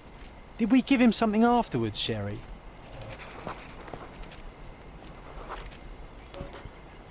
Oh, yes. Yes, now I remember. It was a letter. That's why we snuck into the house. Mycroft asked us to. He wasn't angry we stole, but that we got caught. Ah, that's right. It must have been only a couple of months after we moved to Cordona. Ugh, the good old days. Whoa. How very odd. It appears that memory stood between me and the manor. It's as if my mind palace had seeped into the real world. This deserves further investigation. Perhaps there's more to discover inside. As long as there is a comfortable place to put my feet up, I'll be happy. Maybe a chaise longue. Aha! In we go.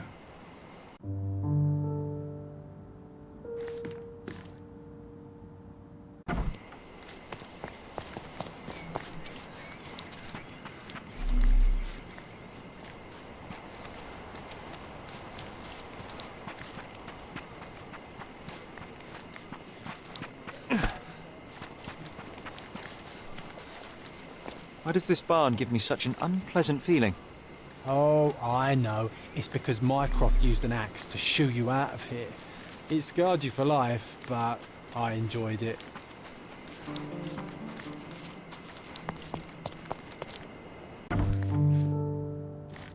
Home sweet home, Sherry.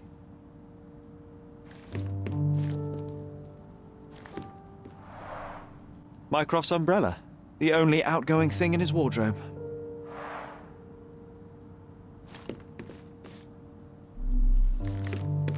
Hey, this is the luggage we brought from London, isn't it? Hey, this is the luggage we brought from London, isn't it?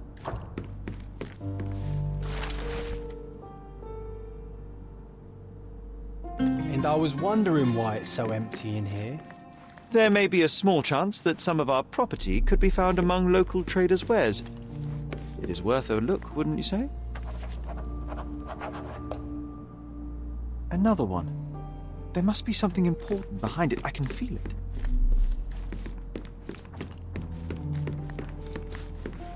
Home sweet home, Sherry.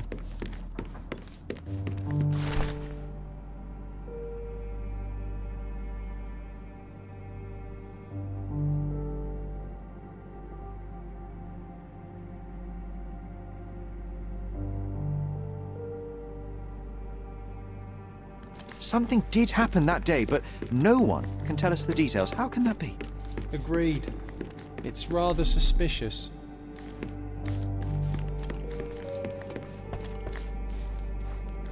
Another one. There must be something important behind it. I can feel it.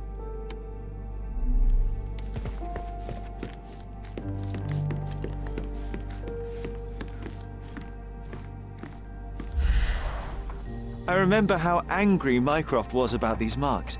He called it a frivolous, childish endeavour.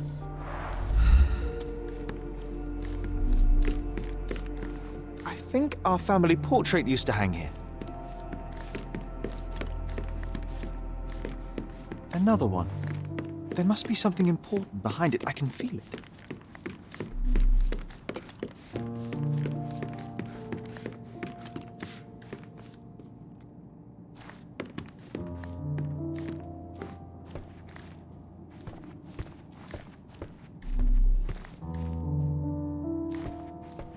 I heard footsteps upstairs a second ago.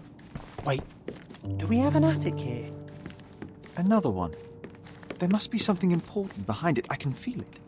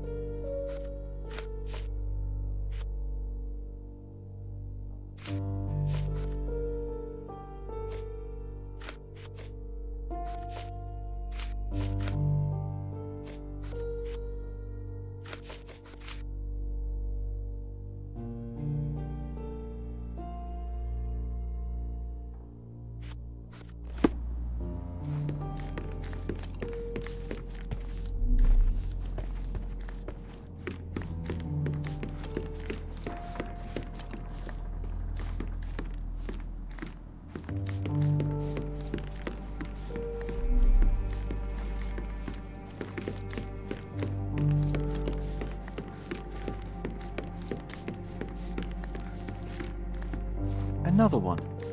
There must be something important behind it. I can feel it.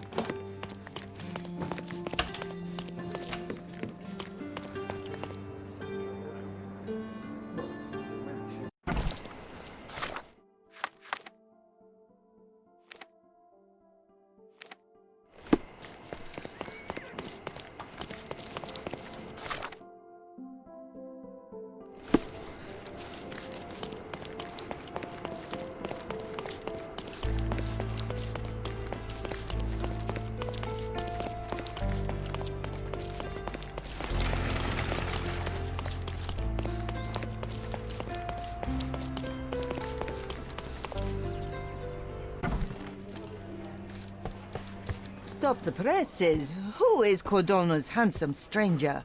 Or nosebagger spurns local life? Wait, no. Foppish foreigner hides dark past. Oh, you've made quite the impression already, Mr. Holmes. You care to tell your side of the story? I'm quite certain I have no idea as to what you refer, and I am further certain I have no interest in indulging your gossip. Gossip? The truth will come out, but will only be heard if told well. Scandal, daring-do, romance. These are the tools of every good journalist. Nothing travels faster or lasts longer than a great story. Young man, your tale will be told with or without you. My readers demand it. You already knew my name and seem aware of my doings here in Cordona. I presume this newspaper is your little endeavor? Yasmin Sertel, editor-in-chief of the Cordona Chronicle. Advocate of the free press, voice of the people, scourge of the silk stocking. Charmed, I'm sure. As an advocate of the free press, I trust you'll permit me to consult your archives. There are gaps in my knowledge of Cordona. Oh, so my work does have merit. Well, I think we can strike a bargain. I shall provide you access, and you let me keep writing about your exploits. So be it. Brooding bachelor builds bridges. Now that's character development. I guess I owe you my gratitude. What can I say? I've always enjoyed working with the Holmes. They whisper such interesting things.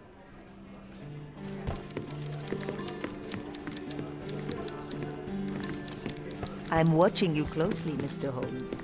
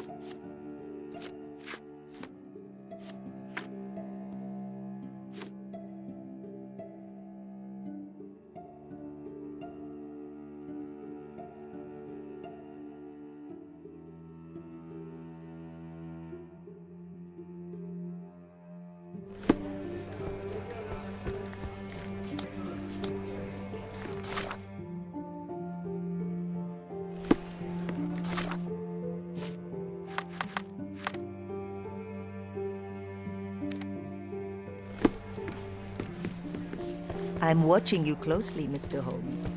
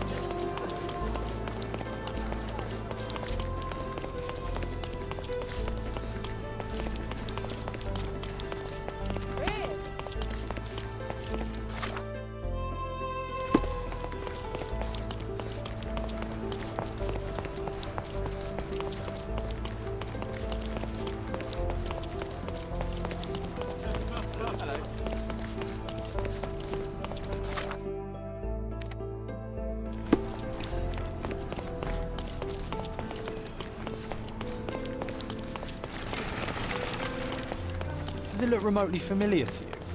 Should it? Concentrate, Sherry.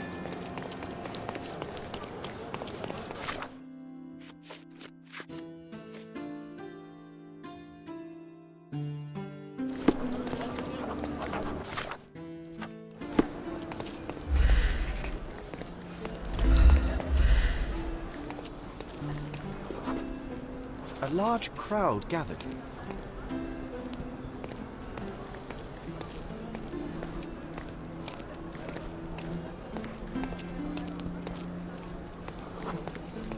I was here, young and passionate about the truth. Mycroft stood close to me. He was keen on my attending every official event, that I might prepare myself for the Crown service. Lucky for you, that was the last time he did it. There was a stage here, a tribute.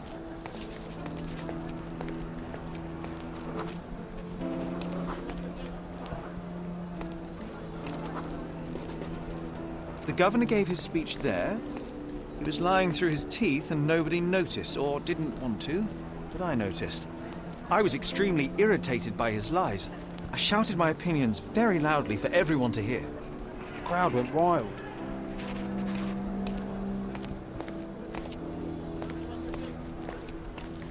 Concentrate, Sherry.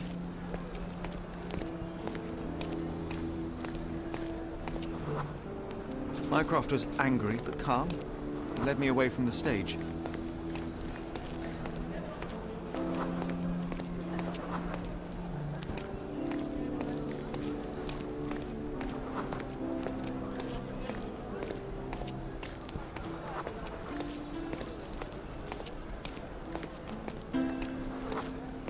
He told me that I should keep my mouth shut, and that silence is golden. I couldn't stand for that. Behold, Sherlock Holmes's famous adherence to justice was born here.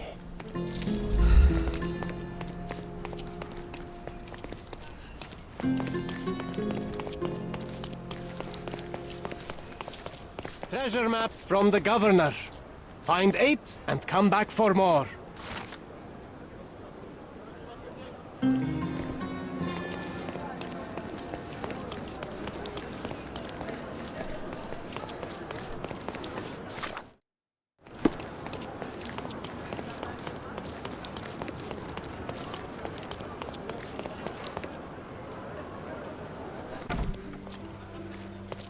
Are you lost, sir?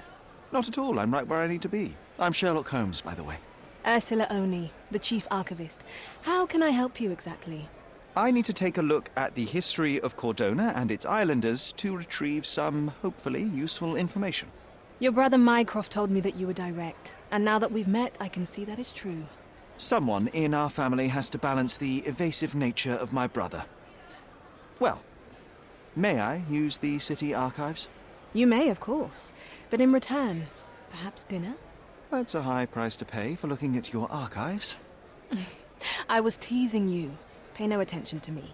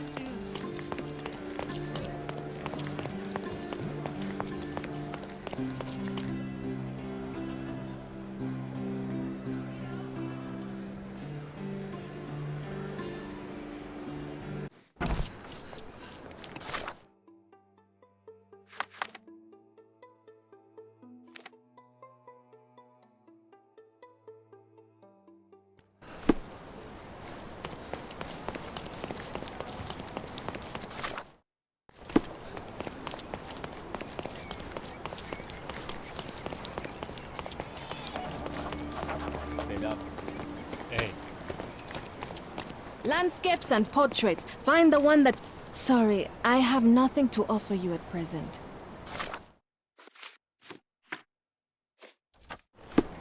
Sorry, I have nothing to offer you at present. Garden statues. My goods will brighten up your house.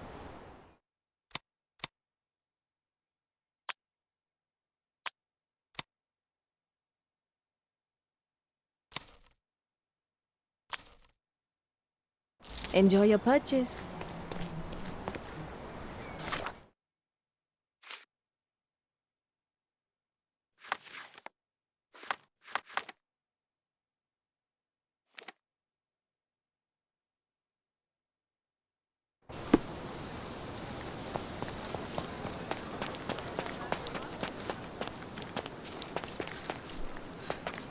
Garden's much prettier, don't you think? I bet best the memories place for are all reading. flooding back now.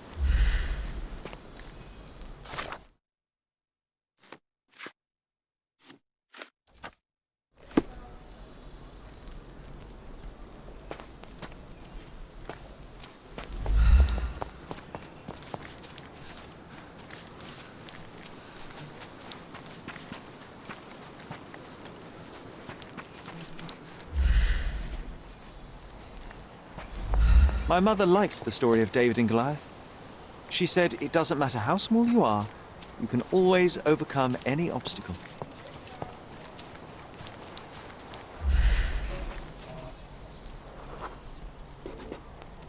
Ah yes, we were sword fighting in this very spot. And that time I was the winner. So, as your victory prize, you asked me to fulfill a wish. I remember we did something the very next night, John, but what was it?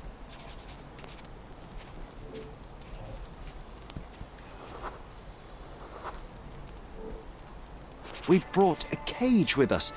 You insisted it must be made of iron.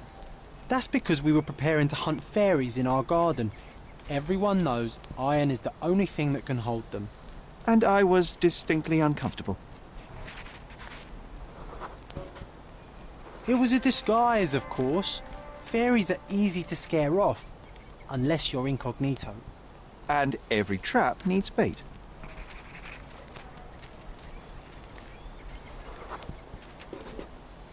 We brought honey and a glass of warm milk. After 2 hours lying in wait, we noticed movement in the bushes. The fairies appeared at last.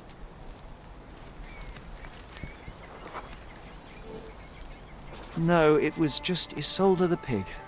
She was lured by the smell of honey and milk, and ate every last drop. Isolde belonged to Mr. Sim in Miner's End and escaped regularly. At least twice a month we would see him searching for her all over the island.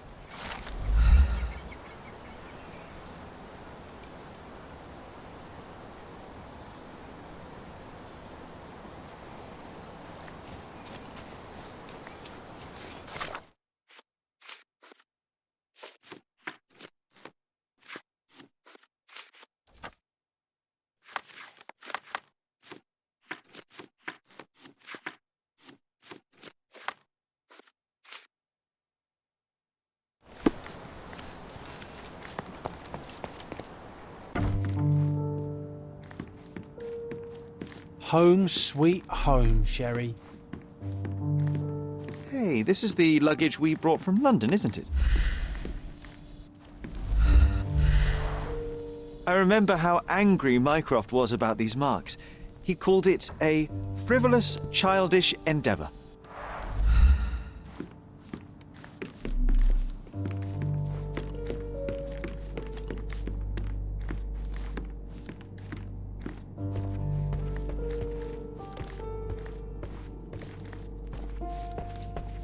Another one. There must be something important behind it. I can feel it.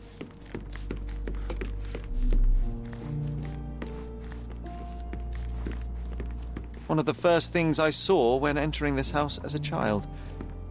It's like déjà vu. Another memory incoming, Sherry.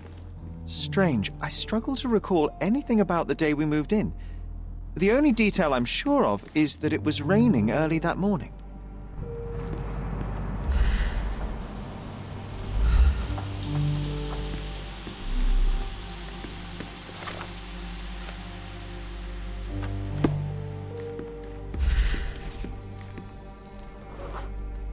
This trip was a challenge for our mother. I tried to help her.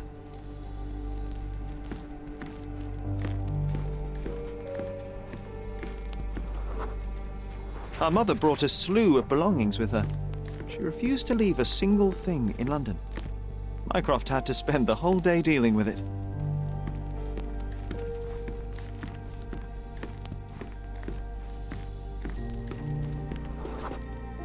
There was always a hat on our stand, but I'm sure it did not belong to Mycroft. Do you feel it? Is it the air shimmering, or is it my imagination?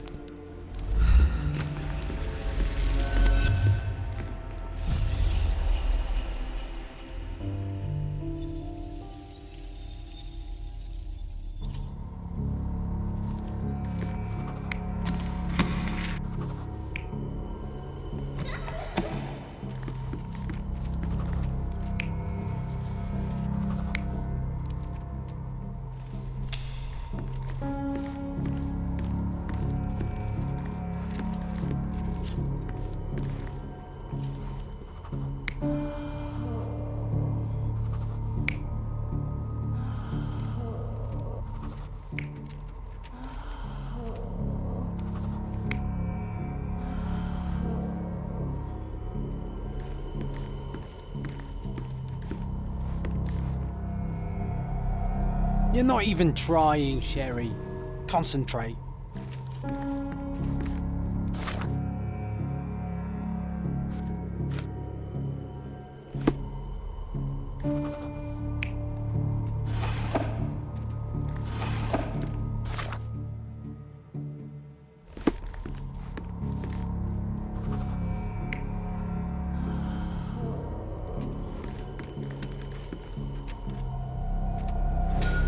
Your neighbors will be told that Mrs. Holmes is suffering from tuberculosis.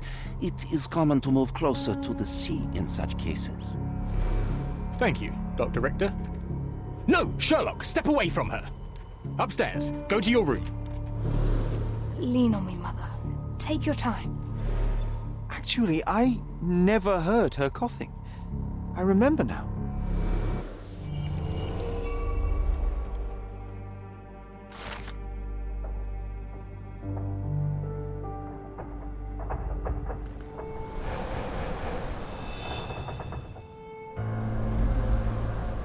Oh, I feel dizzy.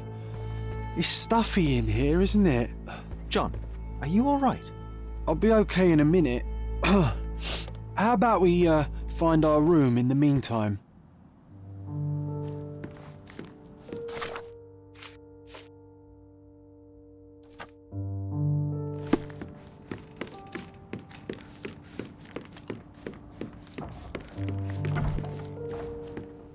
Look at this. It's like travelling 10 years into the past with a single step. Oddly satisfying. Coal dust from Miner's End, sandy dirt from the old city. We scoured the island top to bottom for these soil samples.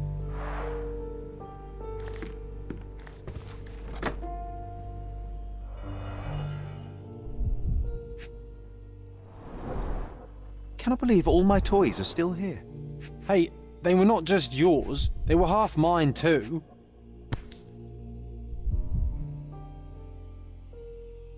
An artifact from Palau carved out of bone and claimed to be 300 years old. My mother proved it was a fake. My very favourite plaything.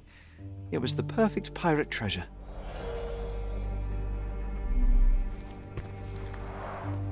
The first chemical laboratory I ever made. I almost miss its elegant simplicity. A magnificent tool made for a spurious purpose, staring into the sky.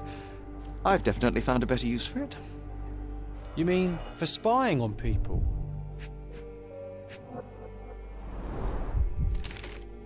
Interesting. What's that over there? This doorknob has a cross-shaped end. Too intricate to be merely a handle.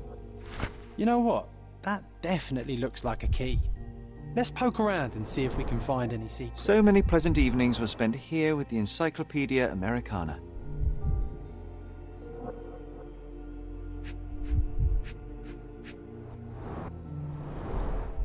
The only fiction book on my table. I can still hear my mother reading it to me.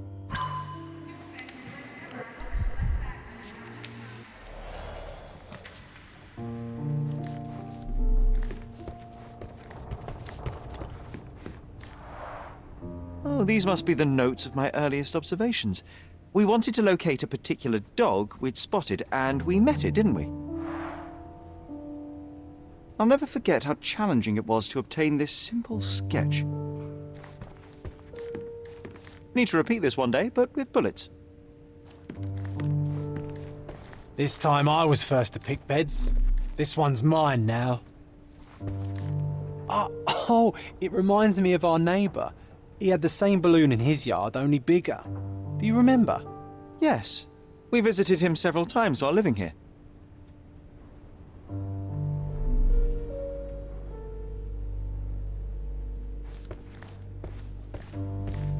Look at this, John.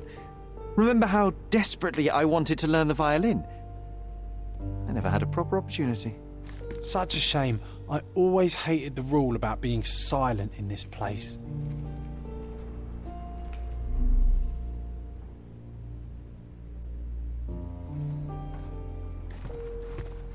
A magnificent tool made for a spurious This time I purpose, was first to staring pick into the beds. sky. This one's mine I've definitely now. found a better use for it.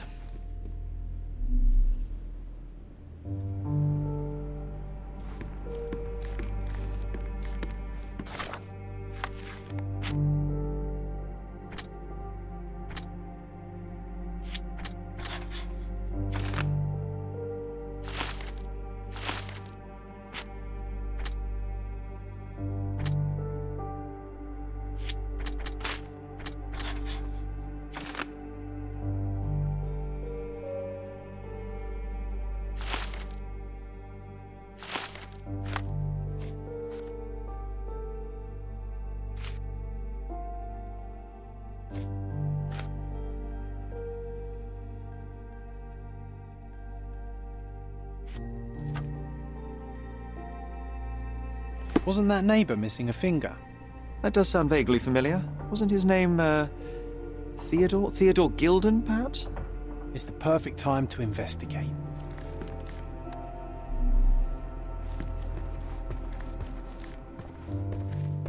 This time I was first to pick beds. This one's mine now.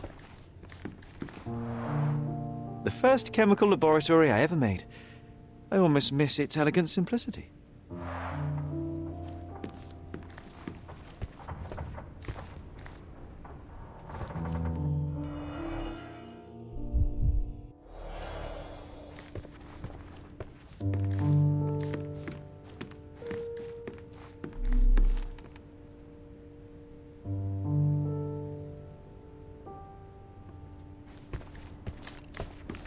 A magnificent tool made for a spurious purpose, staring into the sky.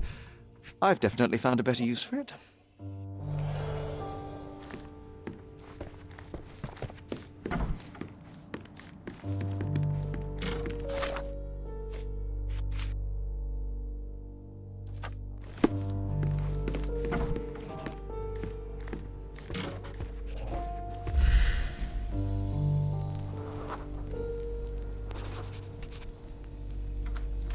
Nah, doesn't fit here.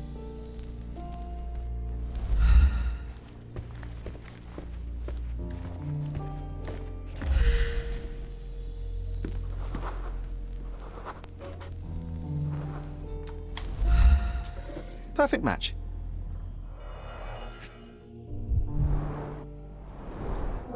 My small archive of crime clippings. Maybe I should pick up this habit again.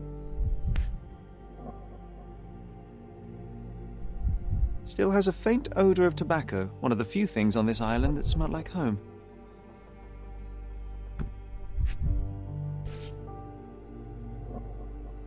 Made of cherry wood, Father's favorite.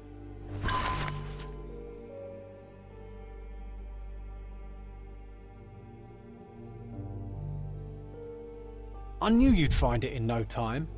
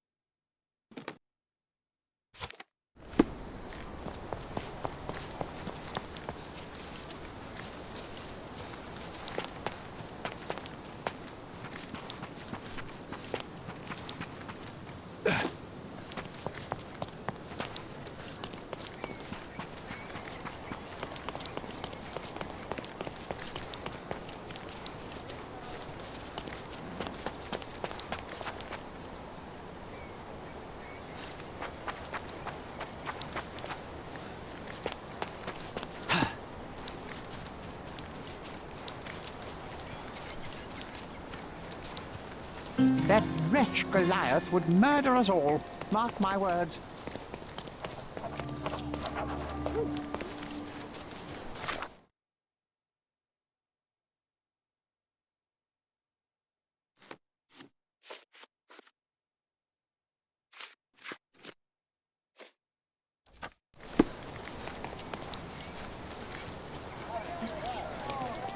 Who's it? Are you able to help me? I'm so sorry. I can't help you, sir.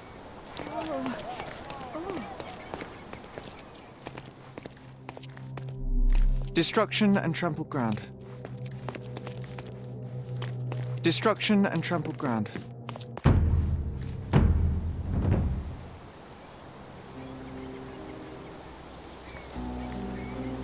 Oof, a contortionist you were not. A kneecap reduced to splinters.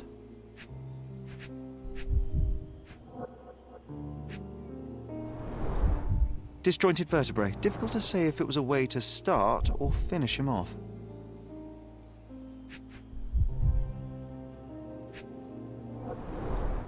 A belt from a dressing gown. Curious.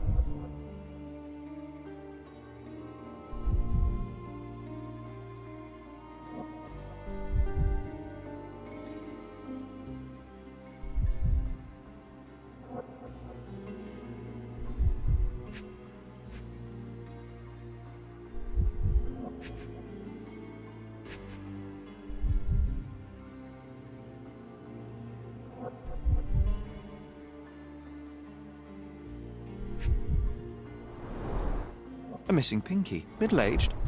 It's none other than Theodore Gilded.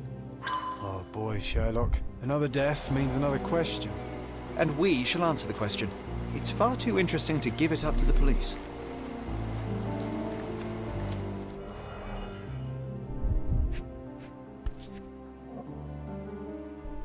A sailor's knife, useful for cutting wet and thick ropes.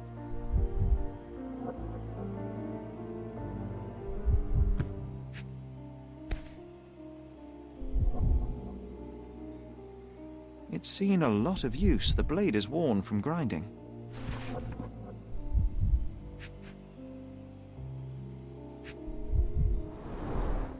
A coal gas tank, enough to pump up an airship.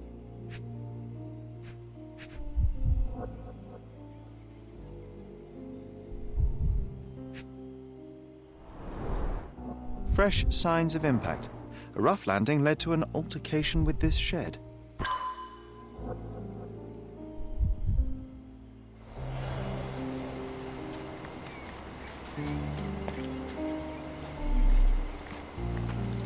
An amount of attention that most can only dream of.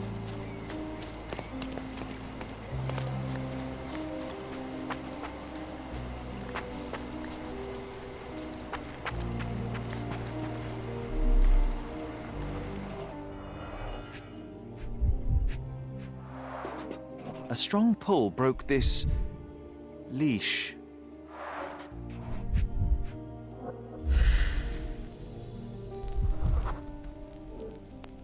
Poke the elephant with this?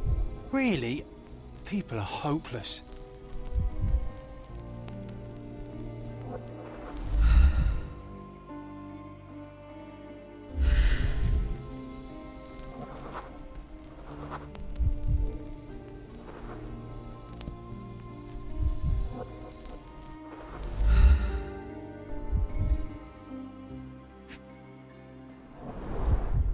Pool of blood and saliva, possibly as a result of impact. Sherlock, take a picture of the footprint. It's valuable evidence.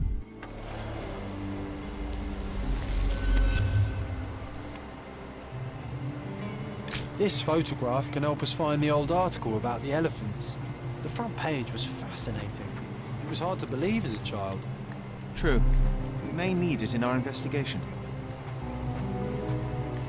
A royal suite for a favourite pet.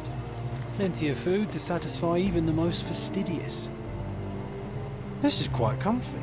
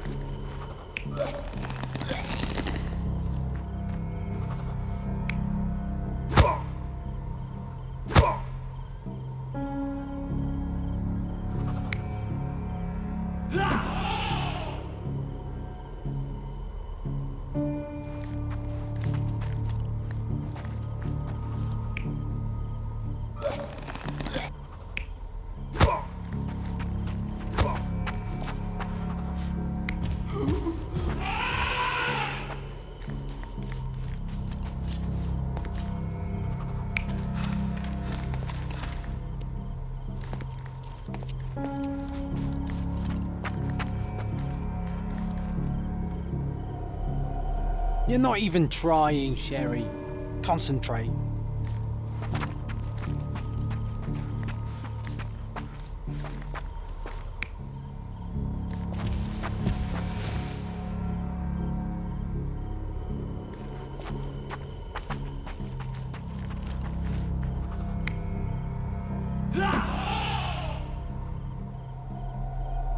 You're not even trying, Sherry. Concentrate.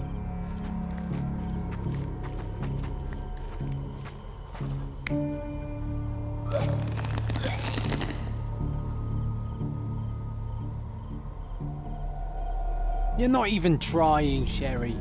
Concentrate.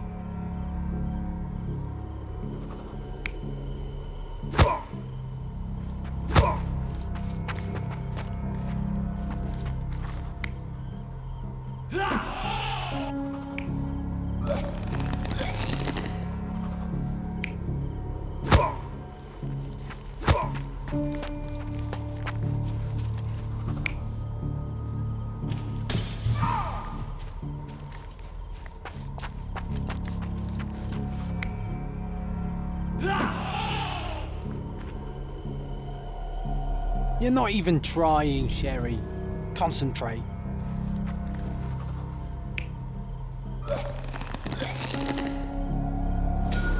In a fit of rage, the elephant broke the chain and threw its victim on the ground with a fierce power. Escaping the scene, it pulled the body with it, but dropped it at the gate. At least some of this was witnessed by a third party who was hurled against the shed. The elephant can't have gone too far. I can still track it. I suppose you find it. Then what? Push it all the way back to the manor?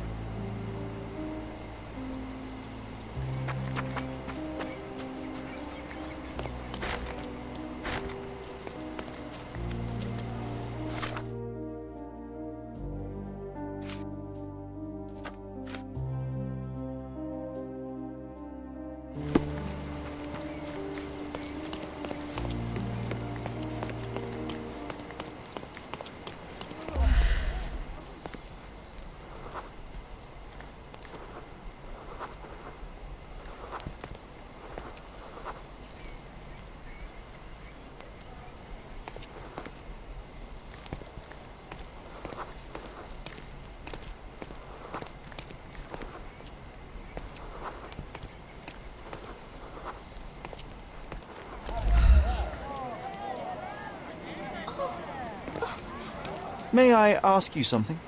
That's a question I can answer.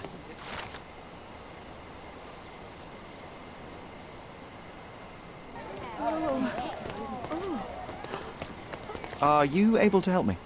That's not...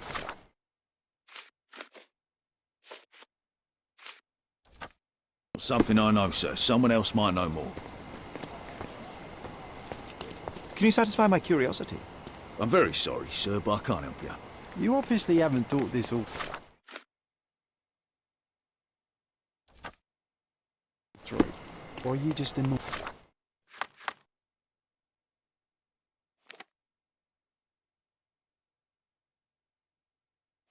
Annoying these people on purpose.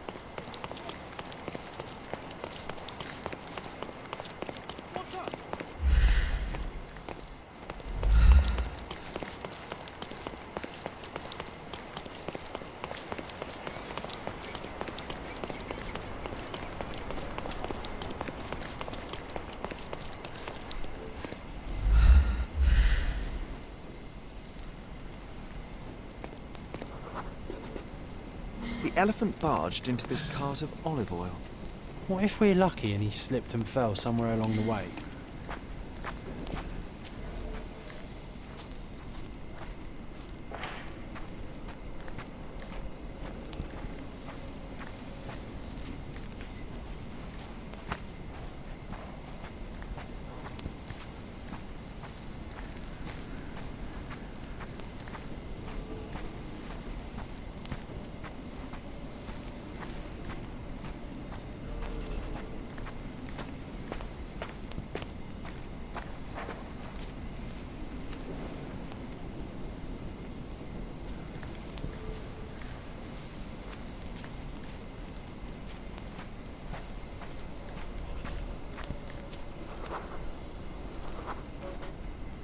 Okay, hear me out. If an elephant falls in the forest and there's no one around to... John, no. Oh, you're such a killjoy.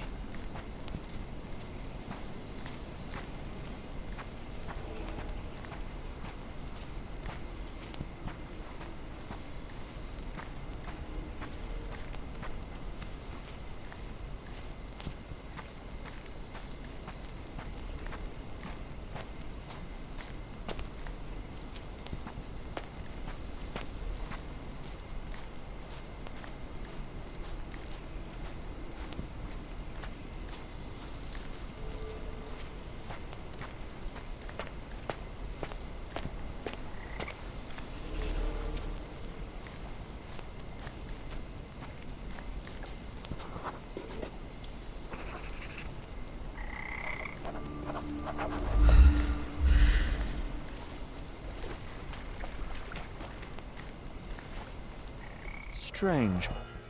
It was hung with care. The game has escaped us, for now. We'll find a solution to the elephant problem later.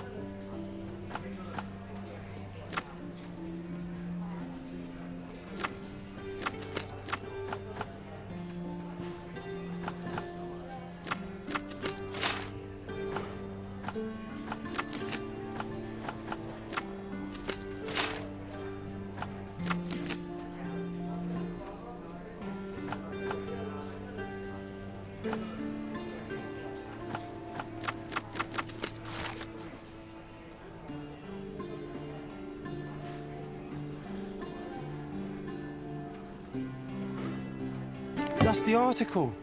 Feeling old already?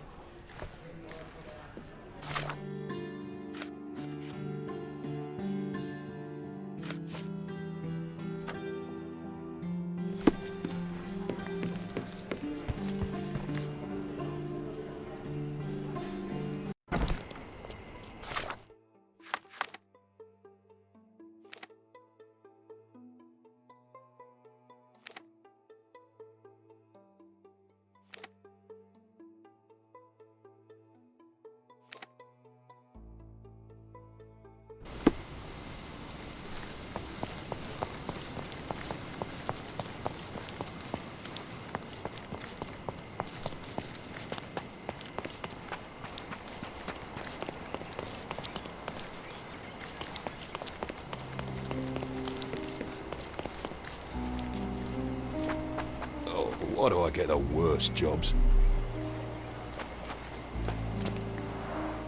Didn't we get to fly in it as children? I doubt it could hold my weight today.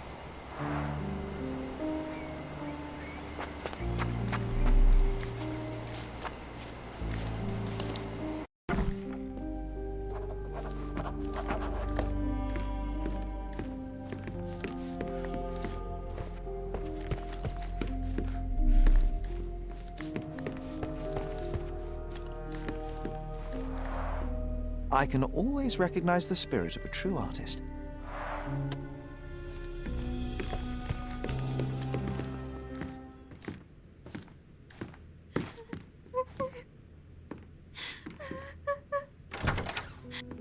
You.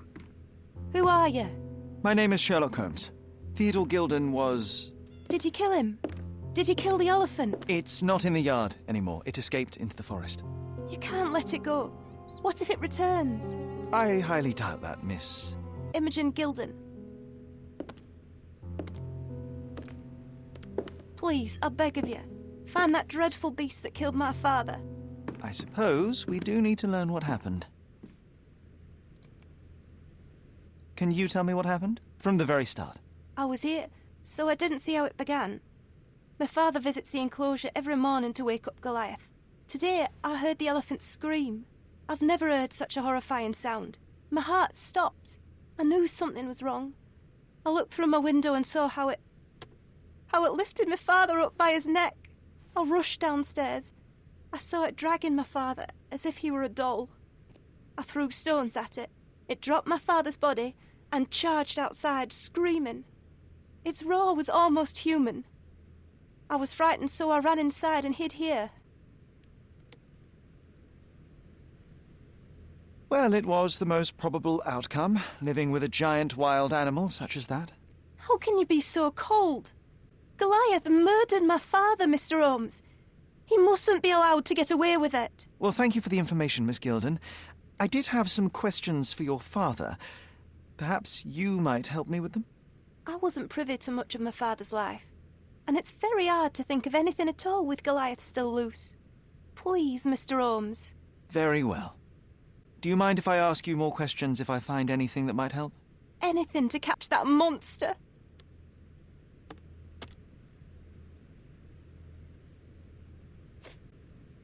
I'm afraid I can't add anything useful. I don't have any thoughts on this. Had Goliath been aggressive before? It's dangerous, but it was never aggressive near my father. My father would do anything for Goliath. All the elephant had to do was clap its ears. You envied him, the elephant, I mean? Our house is called the House of Ivory. I've heard some people refer to me as the Ivory Girl, and my room stinks of the animal, as if it's me who lives in a pen and not Goliath. It's not envy, Mr. Holmes. It's just incredibly difficult to live like this. Did you observe anyone else in the yard? Any of your servants, perhaps? Servants? Do you imagine that we would have any with Goliath? No one wishes to work in this house, even for double pay. I didn't see anyone else. Only my father and that diabolical beast. Miss Gilded, I was on this island 10 years ago, and your father knew my mother. I believe I even had the opportunity to ride that balloon outside, but I do not recall seeing you.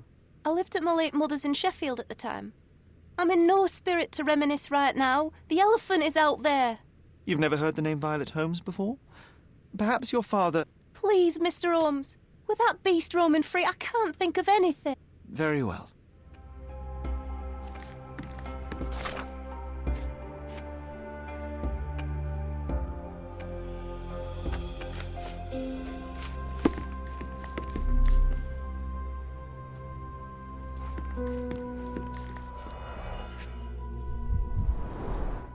She packed as much as she could carry.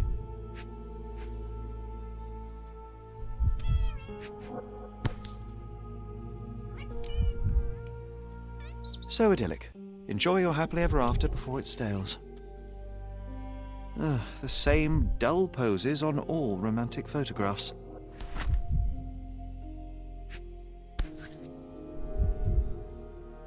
False idols? Sounds utterly dreary. Hey, Sherry, we need to talk. You found false idols. We need to find the remaining two. What does bazooka even mean? Would this paper be good for anything but blowing one's nose on? They're not rubbish, Sherry. There's something more. I'm serious. Very well. I doubt it'll be worth it, but I will find them for you, John. You'll thank me later. They're some of the most imaginative books I've ever read. What did you say? Speaking aloud helps me think.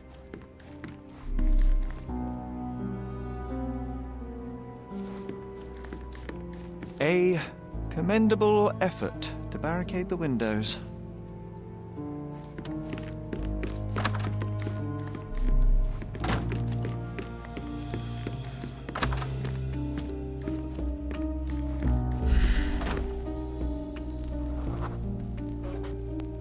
The nicest spot in the room. Mr. Gilded spent hours of his life right here. Staring at an elephant's backside. What a wonderful life.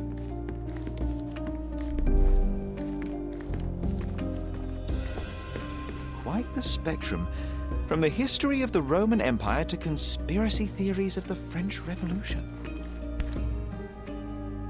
Mother.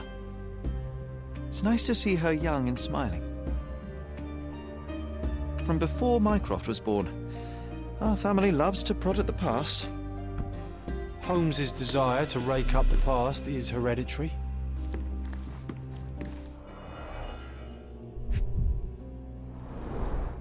What's so special about this place? Another elephant? A partnership annulled with a single stroke of a pen.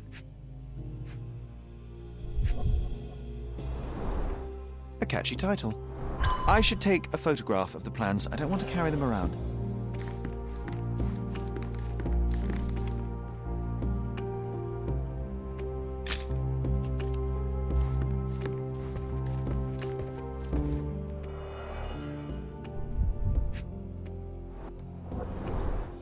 A relatively functional choice to replace the finger.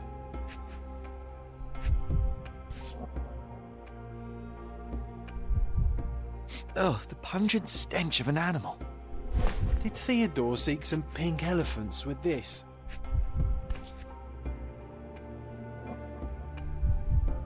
I think Miss Gilded has barely matured.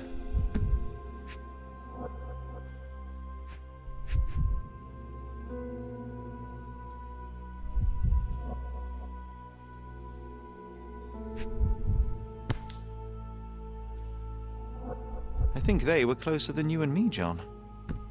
I'm hurt.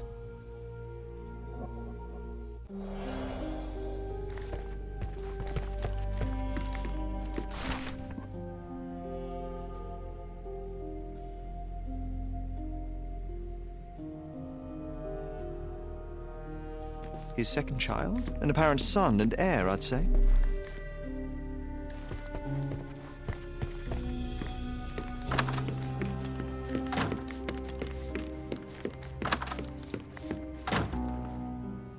I have to leave you for now.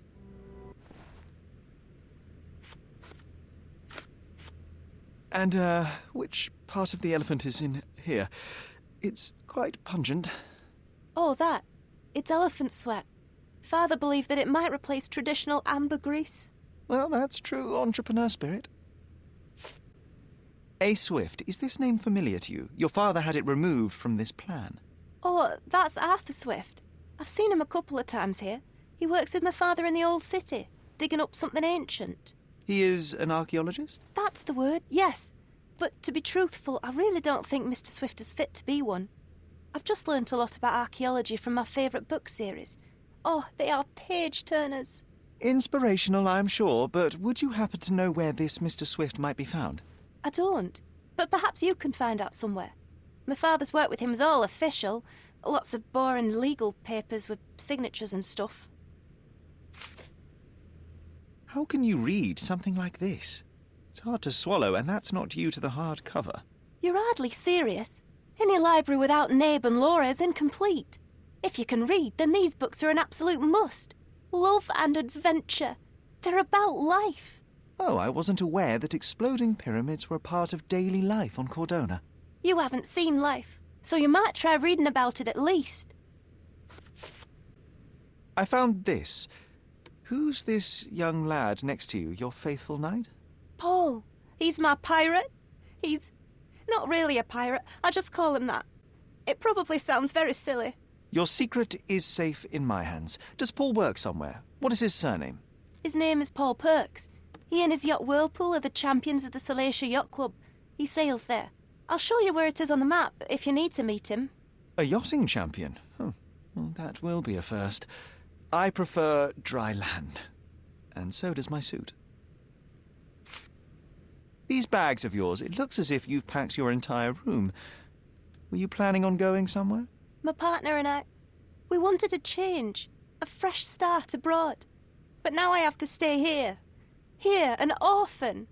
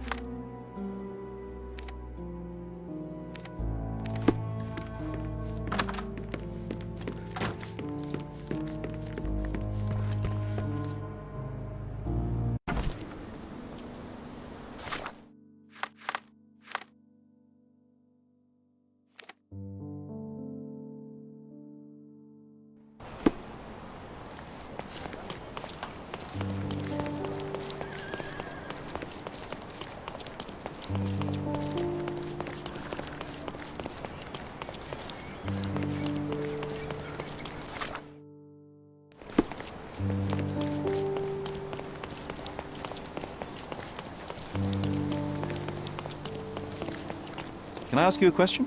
That's a question I can answer.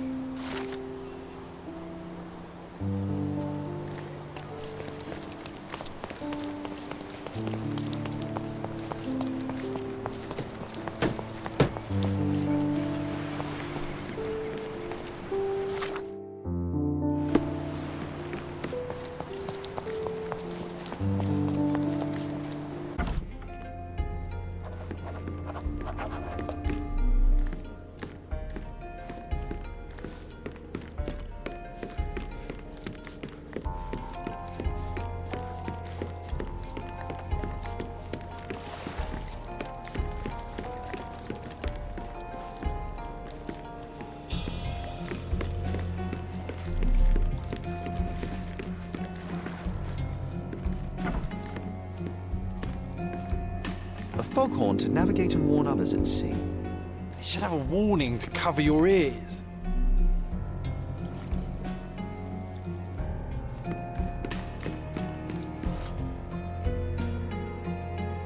Sails of hatred. I suppose there is something for everyone, including champions. Who knew archaeology could be so exciting? Exciting is certainly a word.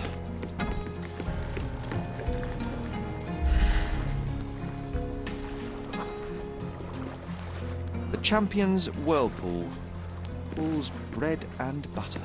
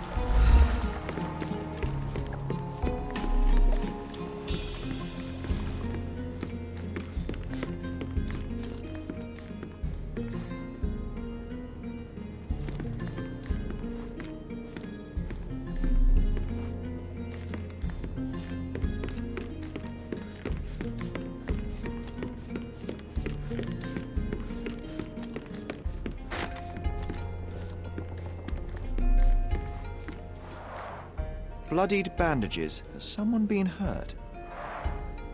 Where would a champion hide a key?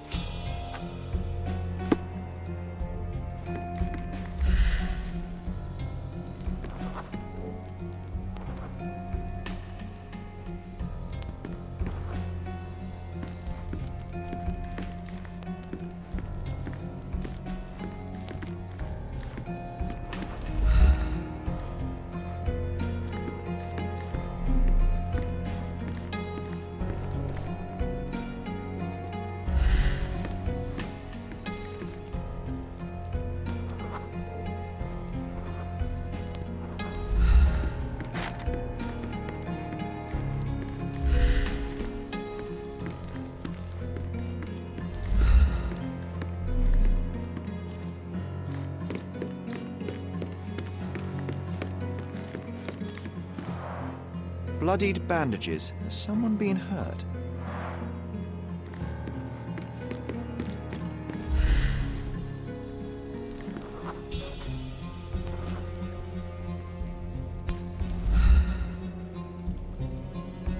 I hope Paul is more skilled at yachting than he is at hiding keys.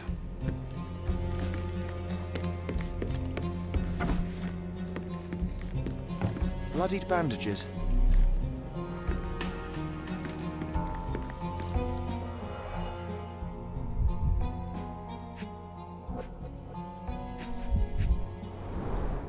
An expensive set of tools for woodwork. An amateur wouldn't know how to use these. A box full of darts. Each has a needle and can be loaded with drugs. Shipbuilding, shipwright's tricks, sail weaving.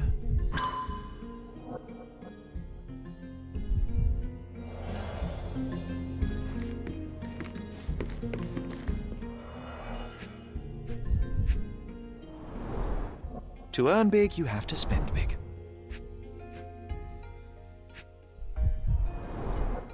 Old betting slips. Paul always bets on Whirlpool. One victory after another.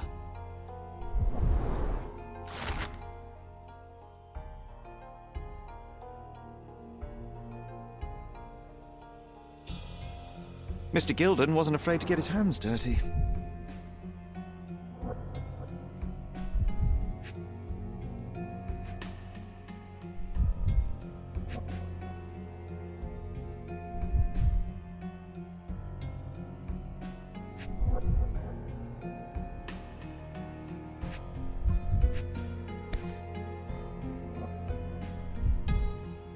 An interesting place for a message to a champion.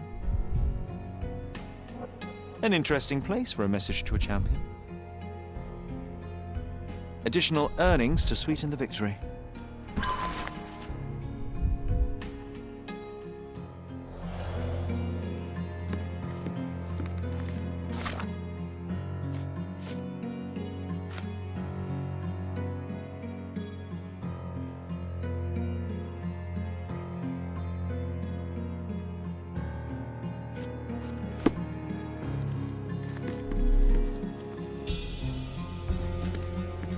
Too ordinary a room for a champion. There's no incentive to put in any effort.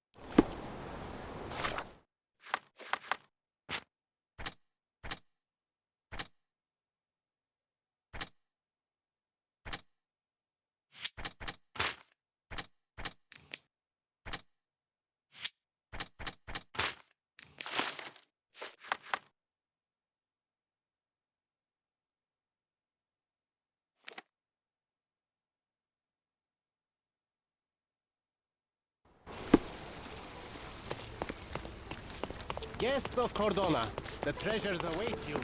Collect them all and return.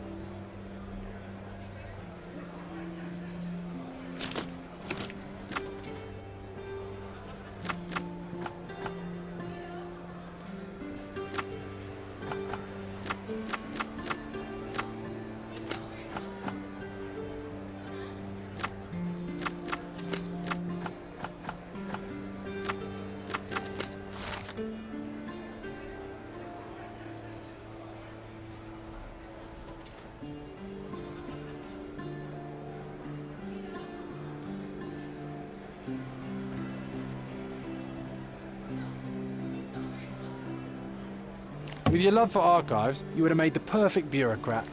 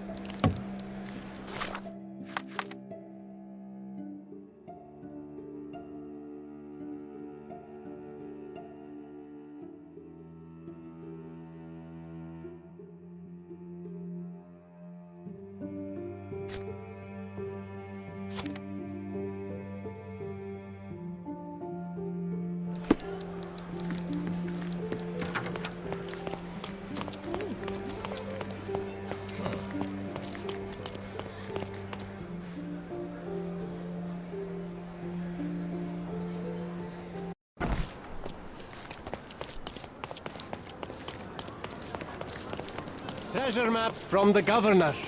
Find...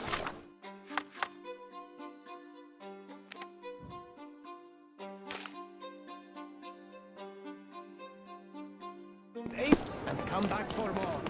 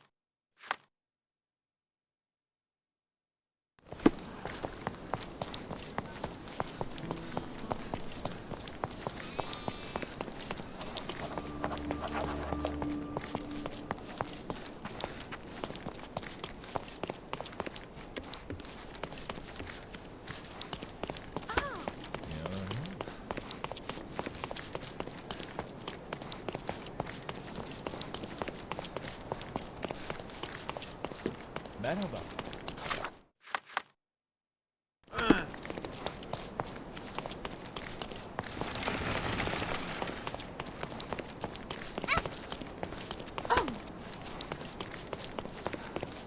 I remember the monument. Cordona's legendary pirate, the Robin Hood of the place. From day to night, Do you recall Aiden it, John? stands there, recruiting non-rebellious wonder if- workers for the dig. What is that?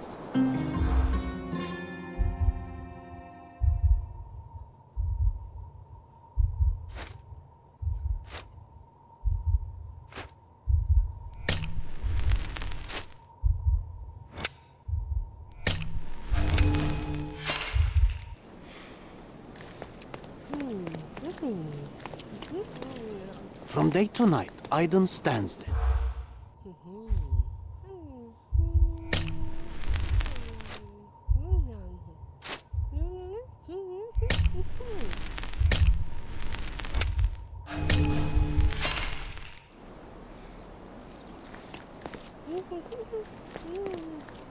From day to night,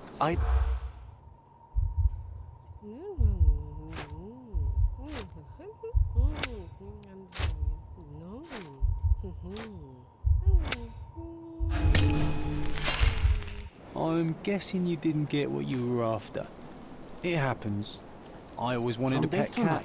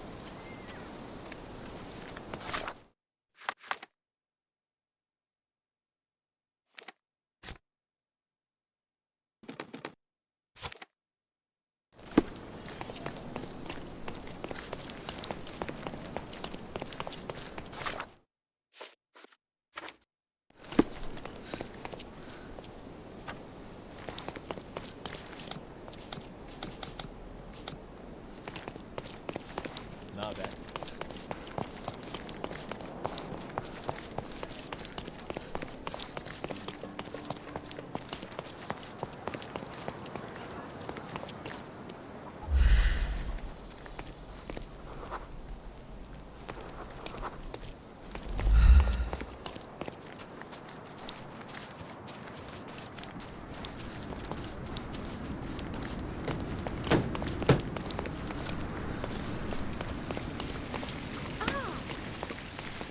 The market square, beating heart of the old city.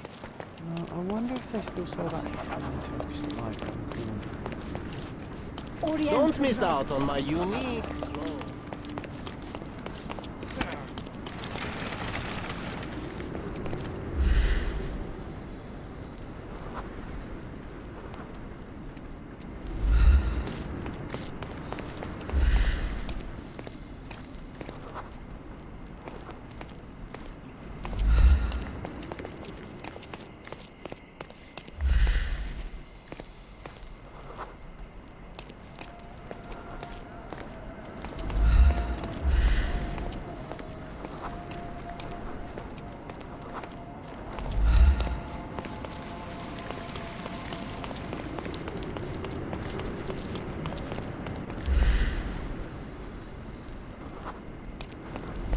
Help me, please. You shouldn't have left your mansion. You won't get any answers from me.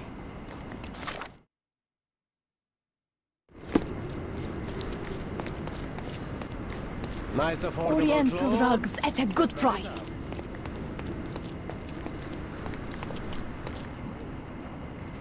Excuse me, just one question. Sorry, but I never heard of this. Everyone's looking at us, Sherry. You sure you know what you're doing? Stop blocking the view.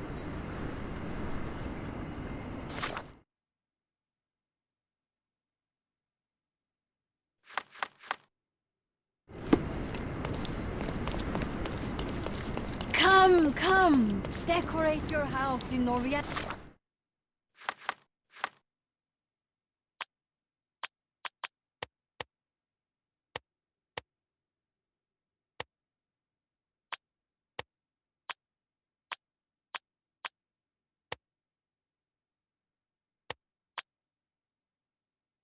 Style.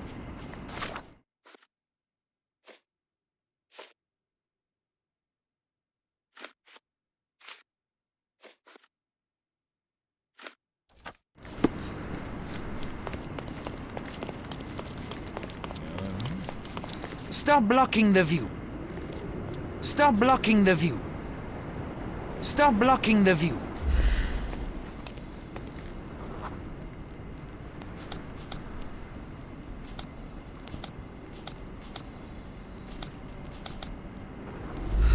Stop blocking the view.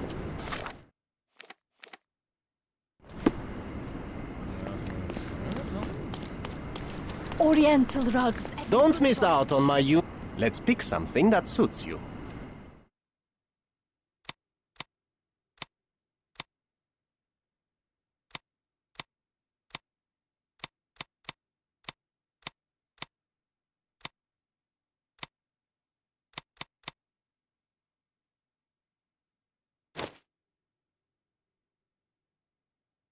Be careful with what you've taken.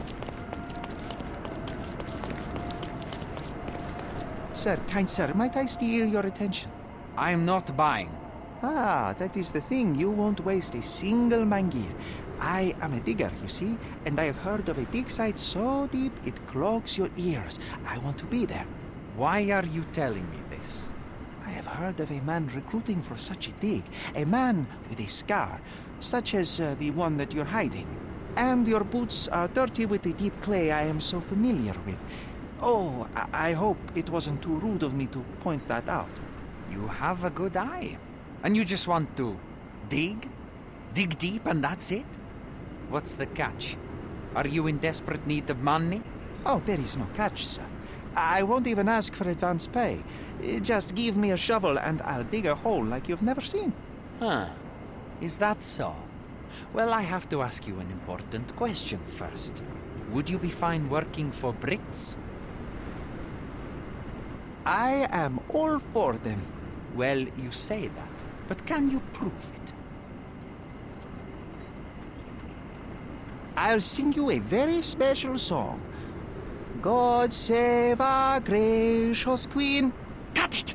Or people here will make you their queen. I can also speak in limericks. Please don't. You might be a little bit weak in the head, but a natural-born digger with a keen eye is what we need. Take this permission slip and go to this address. The guard will let you in and check with the professor once you're there.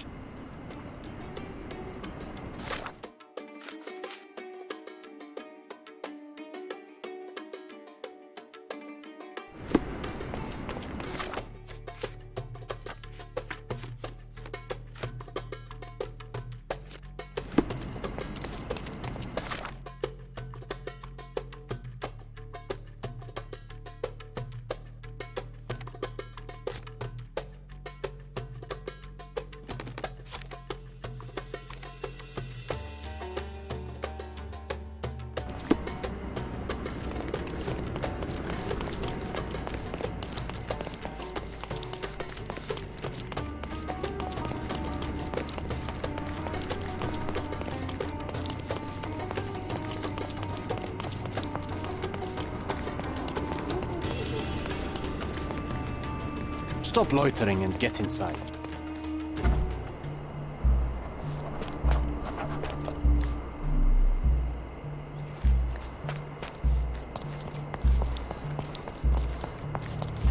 Newcomer, talk to the professor first. He's the old fellow with the glasses and the plans.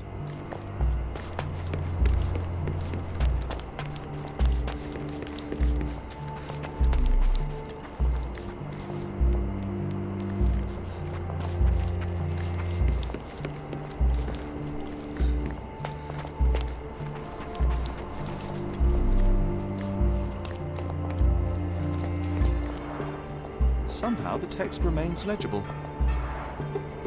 Let's see if I remember my Latin.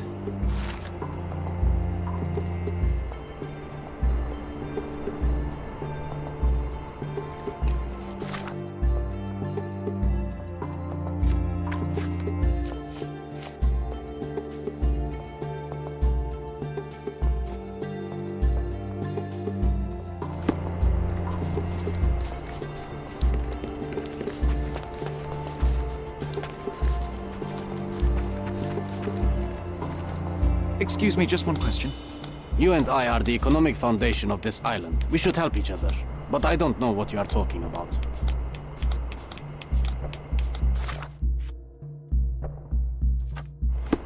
Help me, please.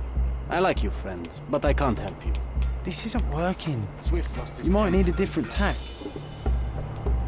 Quite daunting to see how deep the dig is.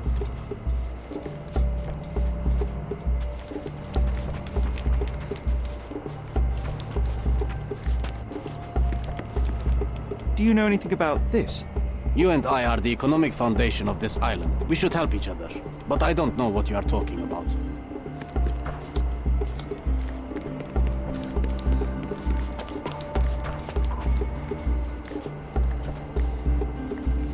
Where's the fire in your eyes? Where's the smile? I am sick and tired of seeing apathy among the new workers. Sir, believe me, I do have the spark. I want to start work straight away. It's as important to me as it is to you. Ah, that's the spirit. I'm on the verge of a great discovery. When was the last time you saw... Young man, you're disappointing me. I'd like to see a bright career for you as the best digger on the island. Don't ruin it. We'll talk when you find something useful. I am ready to work. Splendid. Do you know what I am working on? Archaeological treasure. You're hoping to find something priceless, something that will change our history. Bravo, young man. I couldn't have said it better myself. It's true. We're looking for Vitus Lemonius's tomb. I'll help you. That is my goal as a worker. Good. Listen to me carefully, then. I hate repeating myself. I am Professor Swift. We have 3 rules here. Don't touch anything, always return the tools, and don't distract me unless you find something. Sounds simple enough. Are you the only one in charge here, Mr. Swift? Yes, I am the only one and no one else. You hear anything other than that, it's a lie. People of your kind can have difficulty understanding who's in charge. Take a minute, memorize my face, and then get to work. Oh, I will definitely take a closer look to memorize my superior.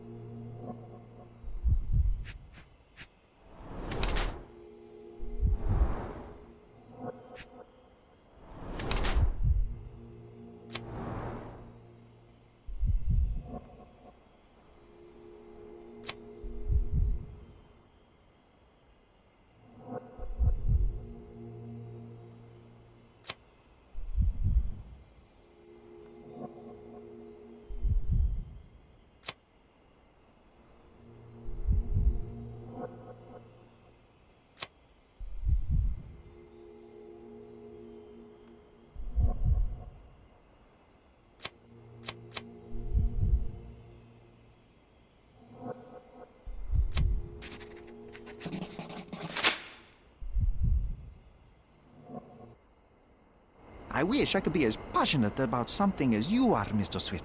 You value knowledge and dedication over everything else. It's a long road, young man. A sharp eye and attention to detail are the only stepping stones along this path. You have to sacrifice everything you love for the larger prize. Exactly. So much in life is superficial. I wish more people would understand. I never heard a truer word, lad. Folk will ignore what truly matters in life, and for what? Convenience. Bold words indeed. I doubt that many scientists would be willing to support their bragging with fieldwork. The academic world is full of restrictions. Our honorable professors are too afraid to dirty their hands. God forbid if they have a stain on their shirt. You can follow in my footsteps. You can start learning by returning to work. Show me what you can find. Don't touch anything here. Get back to work.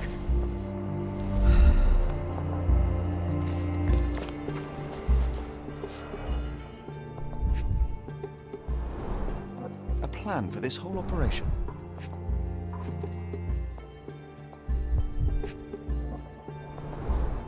This reminds me of my father's room.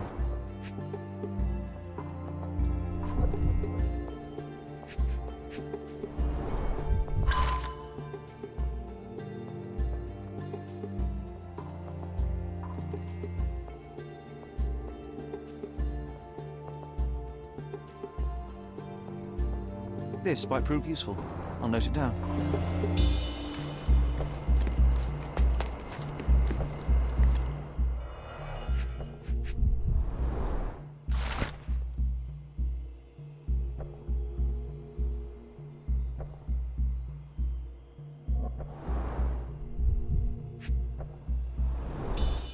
Straw dolls. Eerie, but effective for a scene recreation. Oh, I want one of these. Or two. Oilcloth. Won't fade and waterproof. Enough here to make 10 sails and more.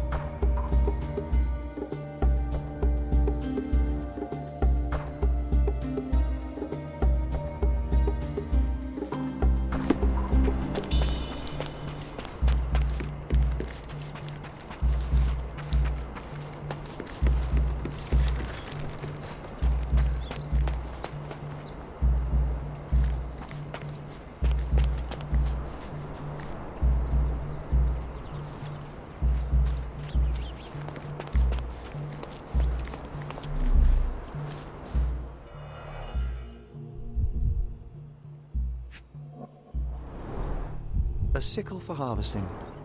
The ancient Romans honored the seasons. A goddess? A mother? Someone's wife?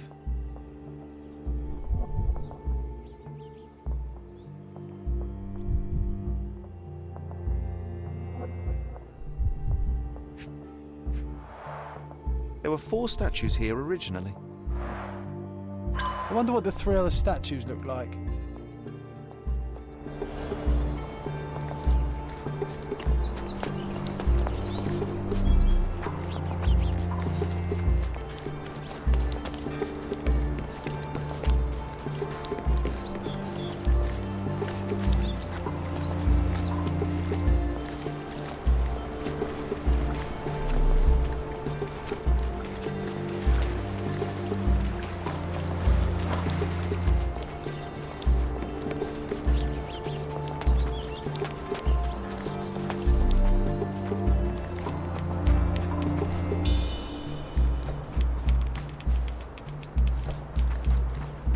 Swift lost his.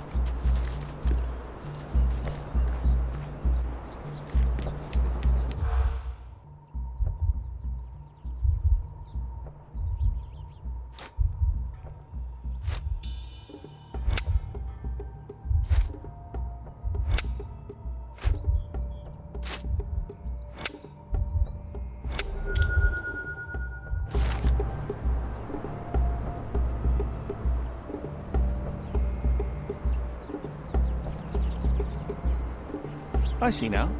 Mr. Swift didn't realize the significance of the statues.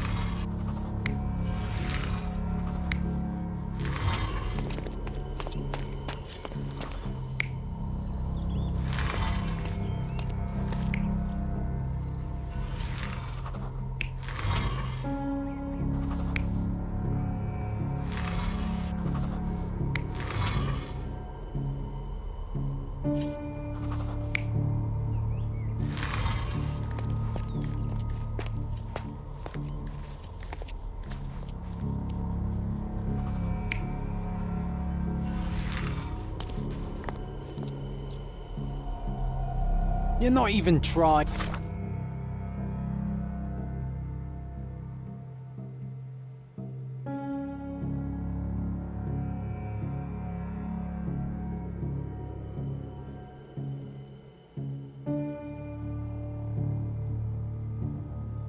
Sherry, concentrate.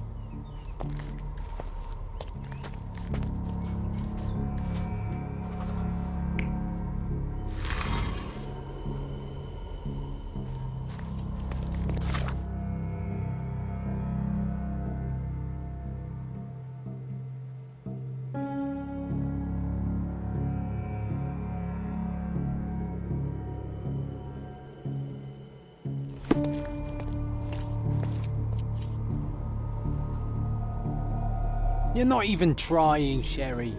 Concentrate.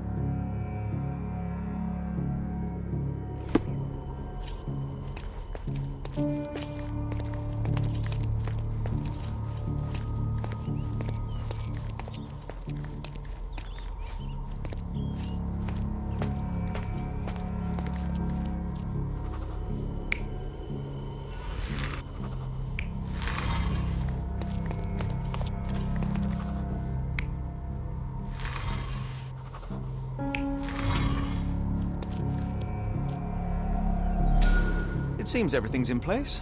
Now, let's see what this has to tell us.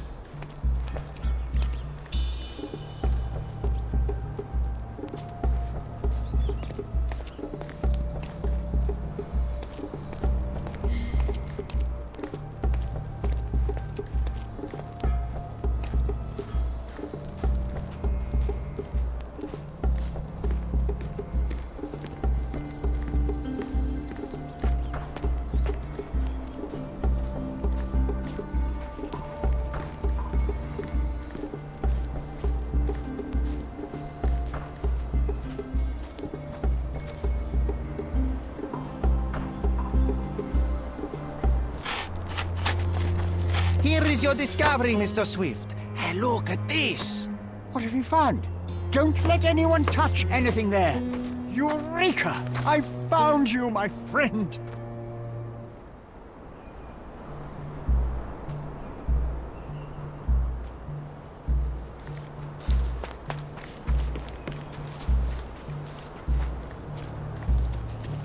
Don't just stand there. Help!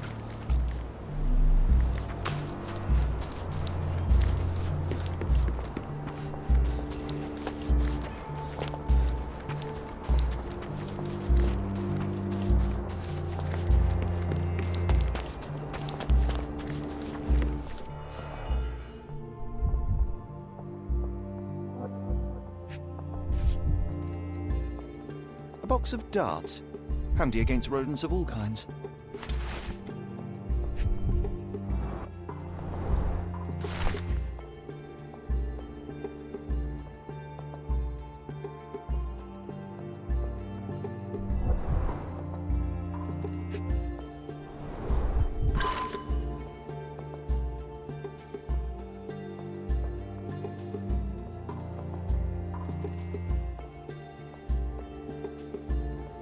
Hey, what do you think you're doing? Trying to take over my research, are you? I come here to pick up my diary, and I find you snooping around. Explain yourself. Mr. Swift, if that were true, I would have been on my way to the newspaper. My name is Sherlock Holmes. I didn't have a chance to introduce myself properly. Outrageous! You deceived me, sir. What is the reason for your being here? Who sent you, Mr. Holmes? Theodore Gilden's premature death brought me here. Theodore is dead? How can that be possible? I'm thinking of all the possibilities, and I'm not crossing out anyone who might have been involved. Even his elephant. The land you're excavating belongs to Mr. Gilden, does it not? Did I hear an accusation? I have nothing to hide. You can ask me whatever nonsense you've prepared as a token of my diminishing respect towards you. Very well, Mr. Swift. I appreciate your cooperation. Were you at the site this morning? Affirmative. This project is taking a lot of my time, as you see. I spend more time underground than on the surface. When did you learn about Theodore's death? Just now. You just told me. And you aren't surprised, shocked? I won't tell anyone if you shed a tear or two. Weren't you partners, after all? We were. And it is a real shame. But I've seen too many deaths in my life, Mr. Holmes, for the news to truly shake me. When was the last time you saw Mr. Gilden? A couple of days ago. We discussed the site. I believe in the tomb and its secrets. Theodore's patience was stretched, however. He was already inventing new projects. It wasn't a long conversation. I suppose that his daughter will inherit everything now, along with all of the eccentricities and problems. And not forgetting Goliath. Eccentricities and problems, Mr. Holmes. One of many. Will you allow me to return to my research, or are you insisting on remaining an obstacle? Oh, I haven't even started yet. You have a weakness for nostalgia? Or, rather, do you use it to record a list of enemies? Young man, you need to check your moral compass. Reading another person's diary is a sin in every culture that I can think of. But you aren't answering the question. You've already read it. Why bother? I simply record my life to keep my memory clean from misinterpretation. Letters and pages don't lie. But the writer of the text can. With this book, you attempted to plan an attack on the elephant? Your insinuations are out of place. Goliath is a frightening animal. All I wished to do was to understand the creature. As any scientist would do, I researched, analyzed, and drew conclusions. And what conclusion did you draw? That Theodore Gilden made the animal miserable. He couldn't provide the proper environment for the beast. My interest in the subject ended there. What's with this box of darts? Is it for a scientific argument? A little darker than that. Rather for killing the kind of rodents that might nibble a nose or a toe in your sleep. Let's just say I have to protect myself against a larger animal, such as an elephant. Might it be enough to stop it, make it faint? If I were you, I wouldn't bank on it. I've nothing to add. Moving on. Moving on. What's with this intricate recruitment process? Pro-British workers charge less? As a head of this organization, I need to secure a productive environment.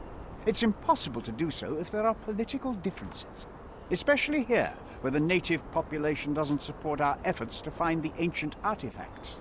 Decent pay can also stimulate productivity and shut down any political discord. Hadn't you thought of that? You're young. You have time to fritter and fight with everyone you meet. I don't have such a luxury. Our workers receive enough pay for what they do. So don't start a discussion you know nothing about. Moving on. I'm a busy man.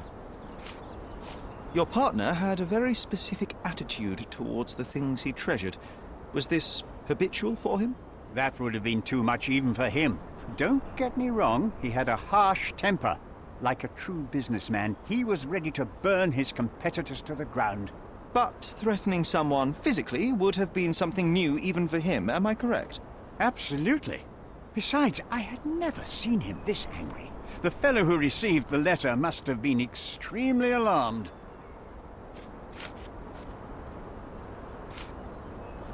I've nothing to add. Moving on. I'm a busy man.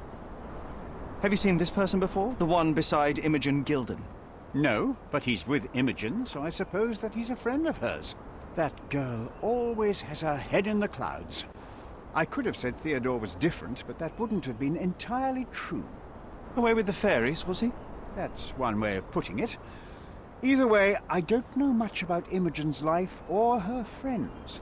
The type of elite that pretends to be educated. Moving on. Did this plan cause a rift in your business relationship with Theodore Gilded? Nothing like that. Admittedly, we didn't share a common vision of what is more important, the past or the future. In my opinion, we can't build a future without knowing the past. So you wanted to save the tomb of Vitus here, or perhaps your control over the research? Only the knowledge that rightly belongs to humankind, nothing less and nothing more. I've nothing to add. Remember one of the rules? It seems that you didn't return a tool. Is this knife yours? Do I look like a fellow who carries a knife? I don't need it. There are plenty of uses for it on the site, and outside of it. I have other people to cut ropes for me, Mr. Holmes. Gilden's elephant is quite an unusual addition to Cordona's fauna.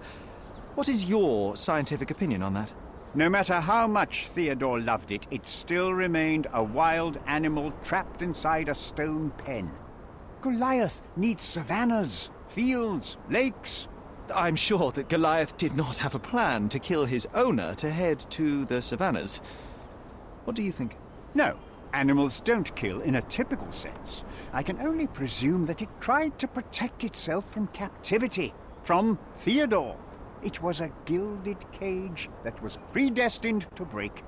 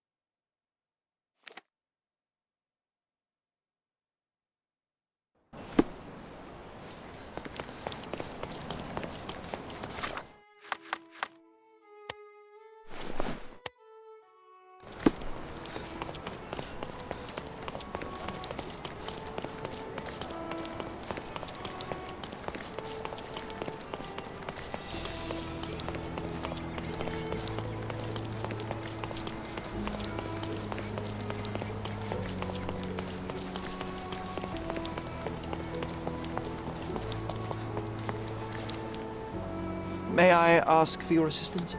I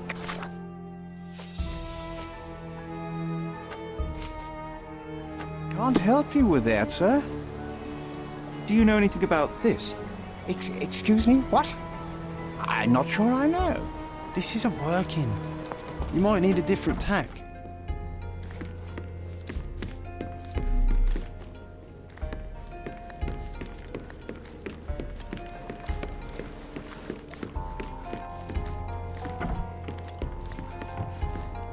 We can become pirates and show them what should be stored in here. A foghorn to navigate and warn others at sea.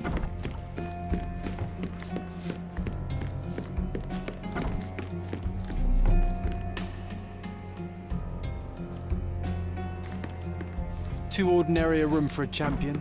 There's no incentive to put in any effort.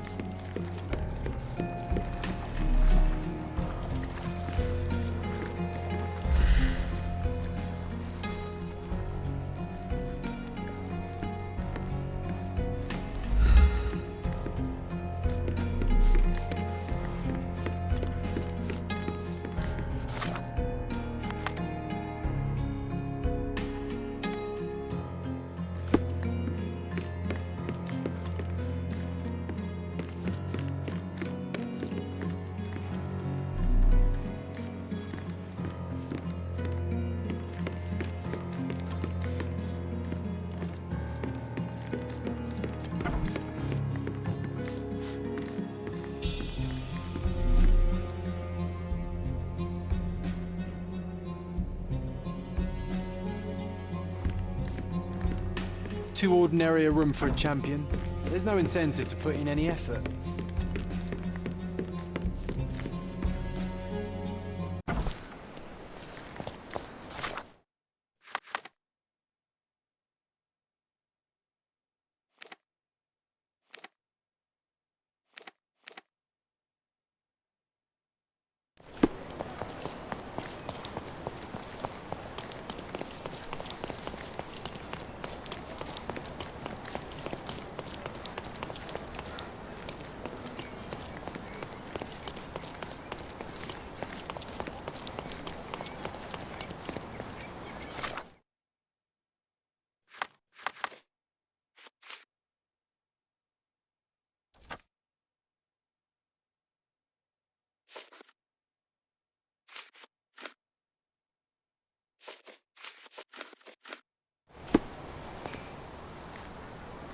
Excuse me, just one question. I can't help you with that, sir.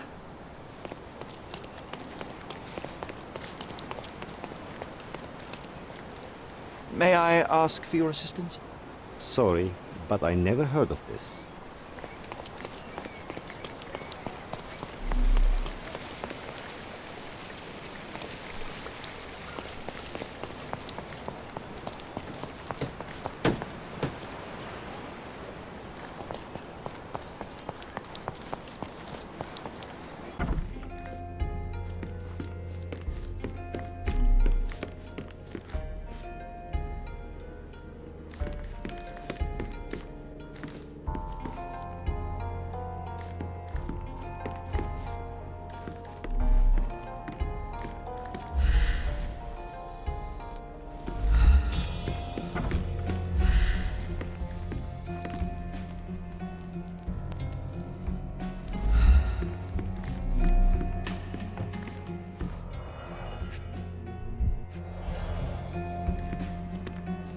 Bloodied bandages.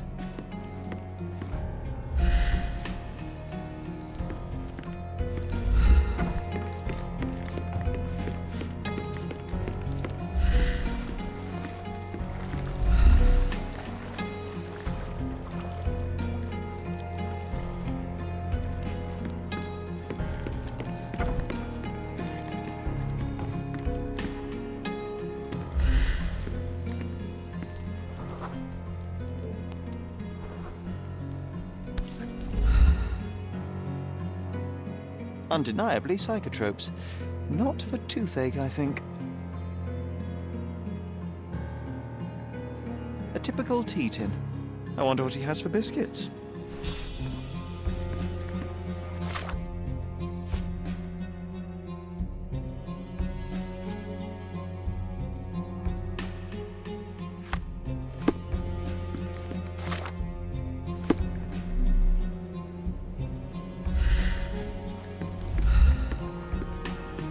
foghorn to navigate and warn others. Oi!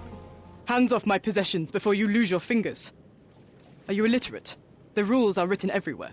Ah, Mr. Perks, the cabin boy himself. Champion, you mean? I was right.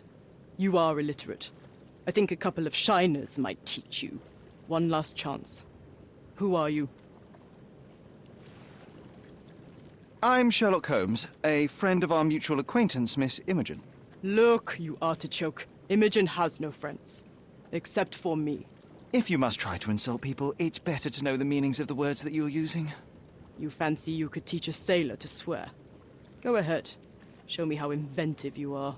Stand still for a moment.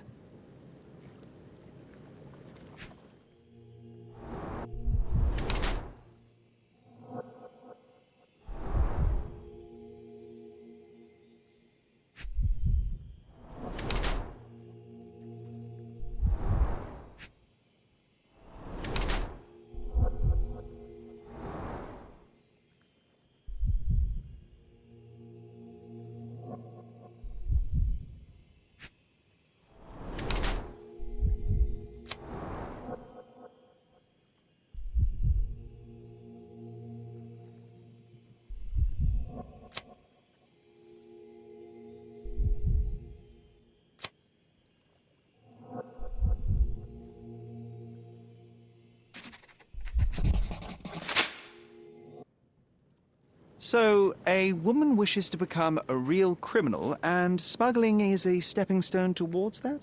Is there not enough prestige in yachting? Or is it easier to compete with other fools like yourself? Everyone has a starting pistol, just shoot and run. Don't say a word. I don't know where you're getting half of this nonsense, but you're on some thin ice here that I'm willing to crack. Damn you, Paul. I'm sick of... Who's this peacock? Does he know who I am? I definitely know who you are not. You're not a dictionary reader, at least. I wanted to see how you... pals interact with each other in your natural habitat.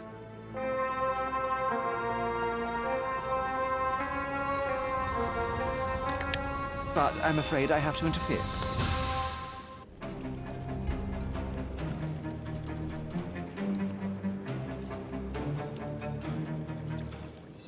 I'm coming for you.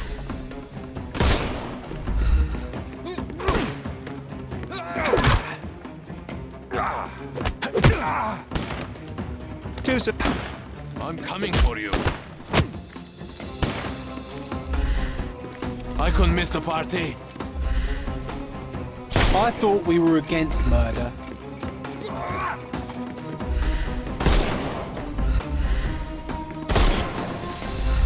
How do you do? Take a rest, my friend.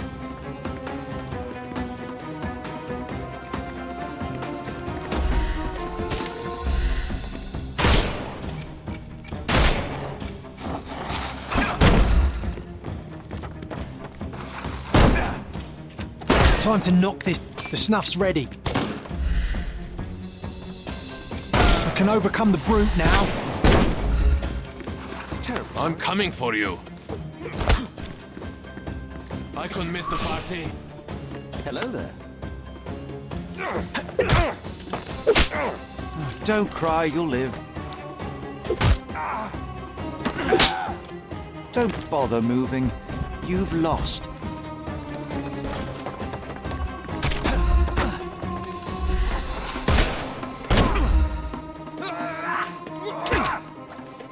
I couldn't miss the party. I'm coming.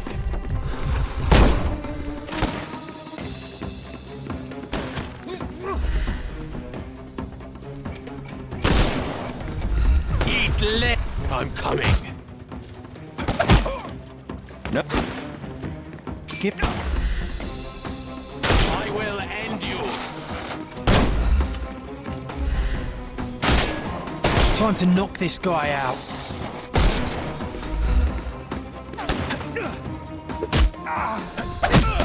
Don't bother moving. You've lost. The snuff.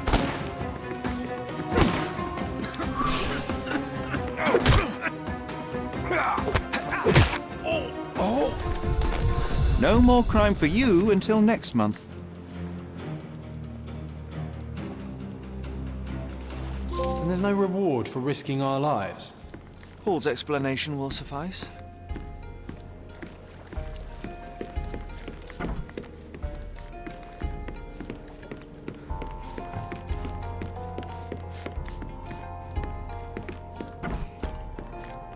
Your fellow mariners have a strange way of showing hospitality.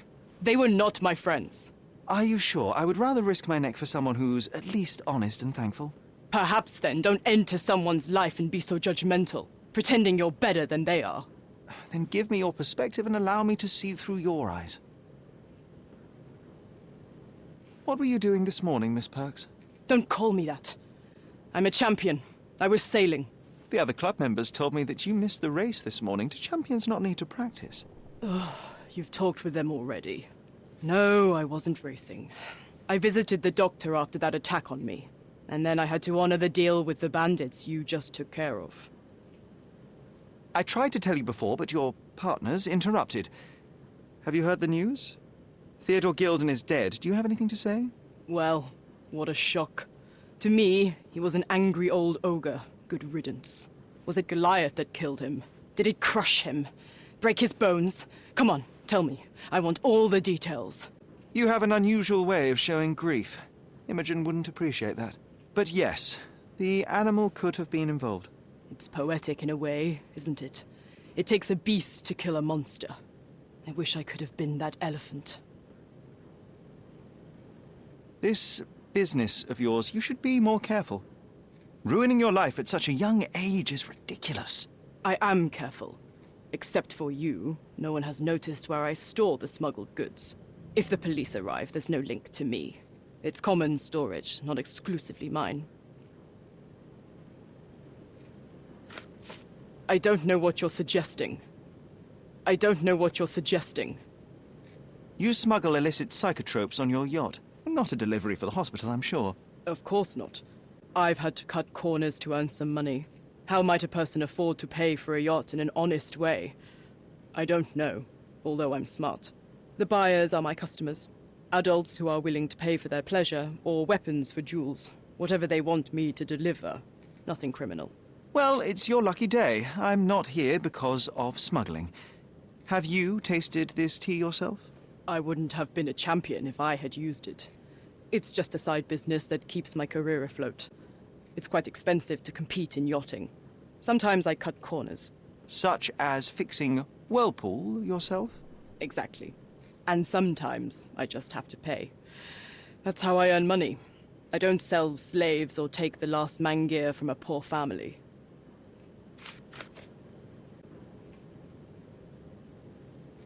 What can you tell me about the elephant? He's smarter than some people here, including his owner. Although I feel he could be dangerous, no matter how much he's fed. Why is that? Have you ever seen Goliath attack anyone? Well, not exactly. But I saw it, abusing some poor tree during one of its walks with Theodore. The expression on that old ninny's face was priceless. But it wasn't funny to look at. Believe me, it was frightening. Does this knife seem familiar? I didn't find it in your competitor's bag, to be clear. This knife is as blunt as your humor. It's a bosun's knife, but it's not mine. I wouldn't be so careless as to mislay my tools. A. Swift. Are you familiar with this name? The gentleman had business with Mr. Gilded. Likely just another strange and wrinkled fellow like old Gilded was. Perhaps this Swift person has a rhino, and they wanted to see which pet was stronger. In other words, I don't know who he is, but I bet he's crazy like Theodore. I doubt that court owner has ever boasted a battle arena for that size of mammal. You have an interesting imagination.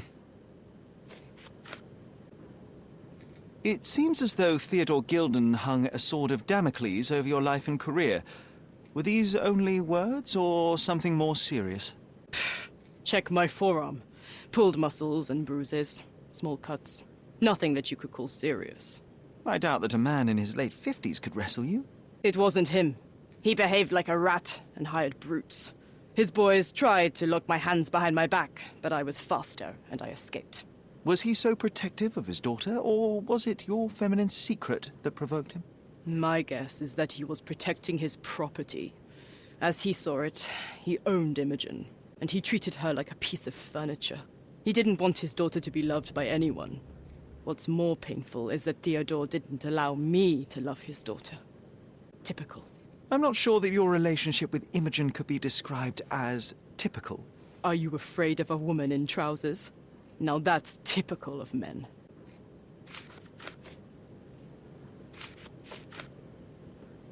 I'm clueless. I'm clueless. Look what I found. A box full of darts. Hey, that's mine. I confiscated it. These darts appear to be filled with something. Poison? How powerful is it? It's strychnine. Enough to instantly kill a small rodent. I haven't tried it on a human. Yet. I hope you know what you're doing. Could it immobilize a larger animal, say, an elephant? I've never tried, but I have wondered.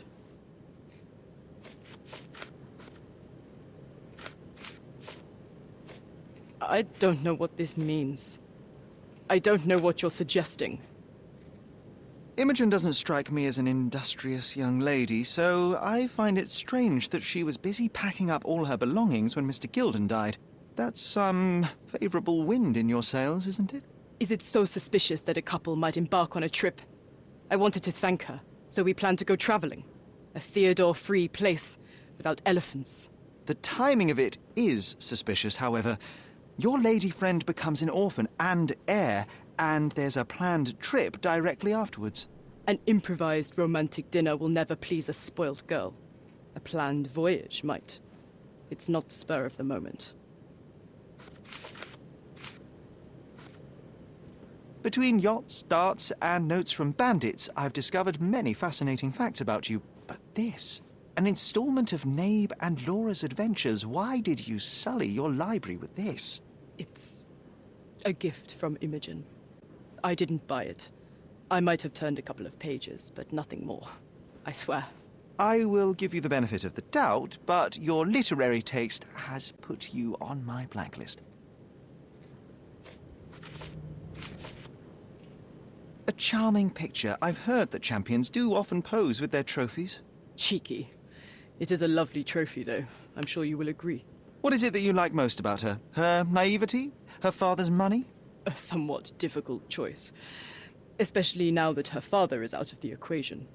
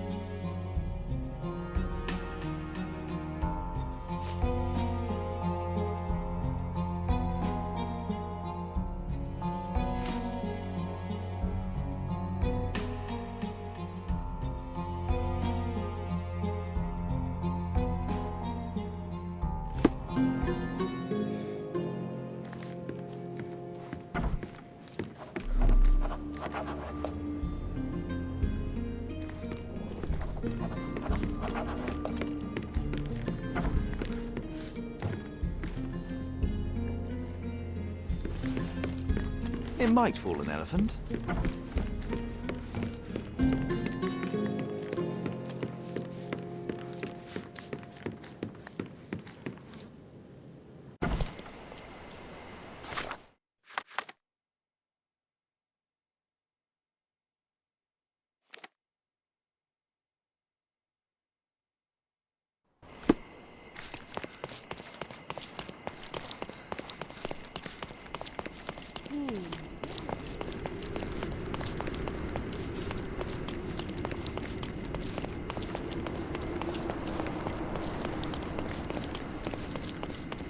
Stop shirking.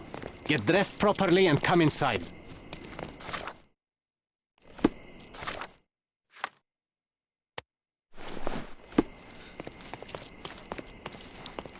Stop, look.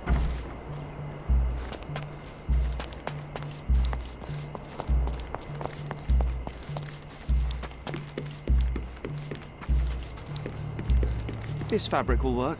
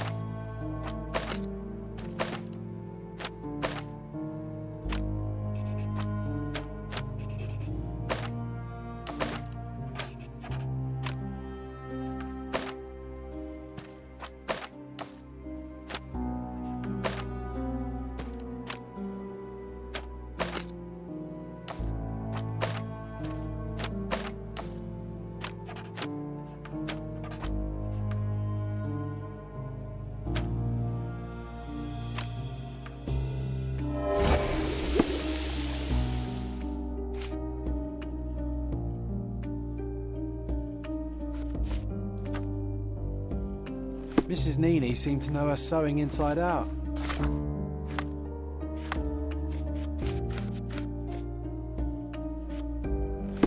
I bet she missed us. I hope Miss Nini won't misunderstand me.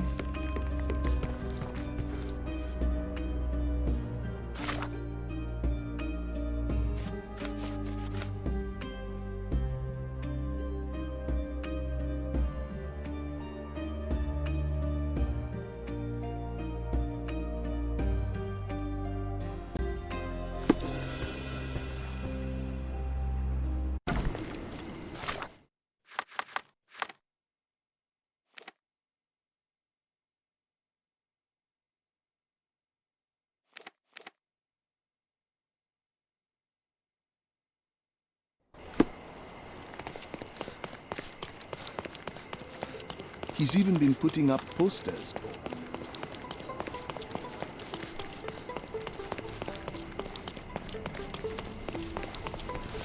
Good day, madam. I've come to you with a special requirement. The tailors on the street can't help me, I'm afraid. Could you make a doll for me? Oh, Senor Holmes. You taught the police how to do their job, and they found the thief. Of course I will help you. But what sort of doll? A child's doll, such as my great niece might play with? A little larger than your typical doll. Signore, I don't understand. Boy, girl, animal, and what color? Animal, a passionate, perhaps amorous animal. Ah, signore, you talk in riddles. I am an old lady who's seen it all. Tell me what you need. I need a life-size elephant. I think Mrs. Nini outdid herself with this one. Is that a tail? That's a trunk, John, but I must agree with you that it's her masterpiece. Well, let's not waste any time.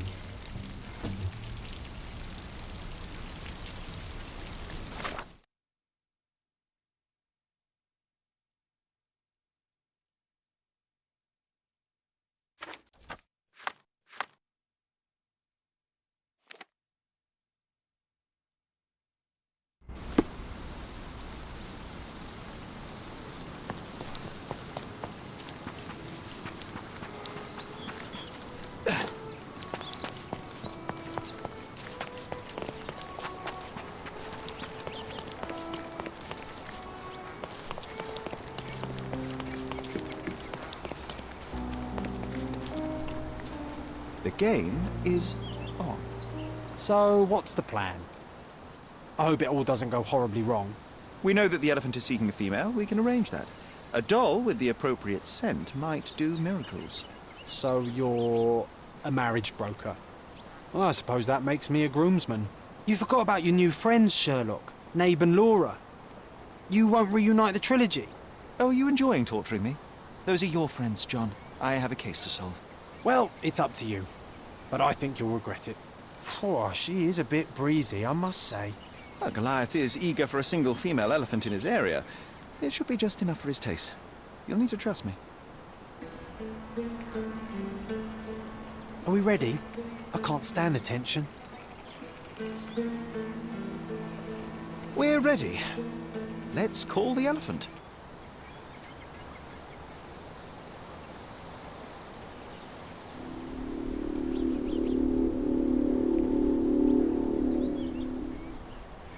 How could anyone resist?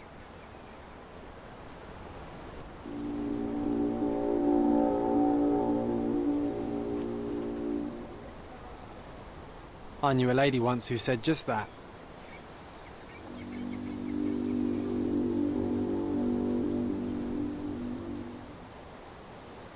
Too bad I'm not an elephant.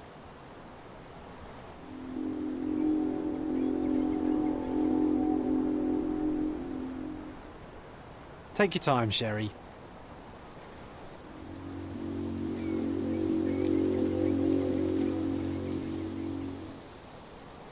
That deserves a slap. And then a kiss. And here's our lovesick friend.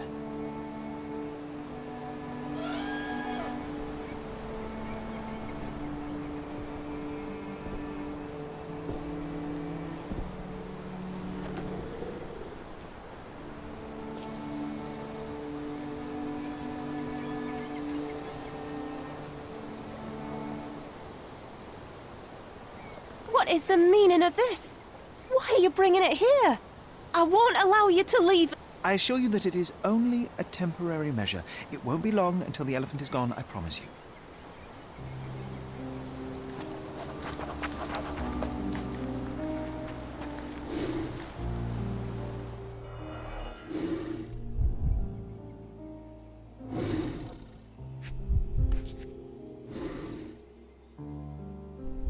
There's something in the needle.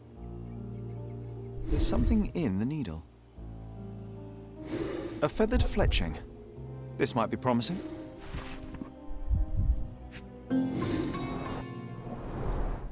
It injured itself while running through the forest. Peaceful and compliant, almost a gentleman. The left tusk is larger and more worn. You're a left-tusked elephant.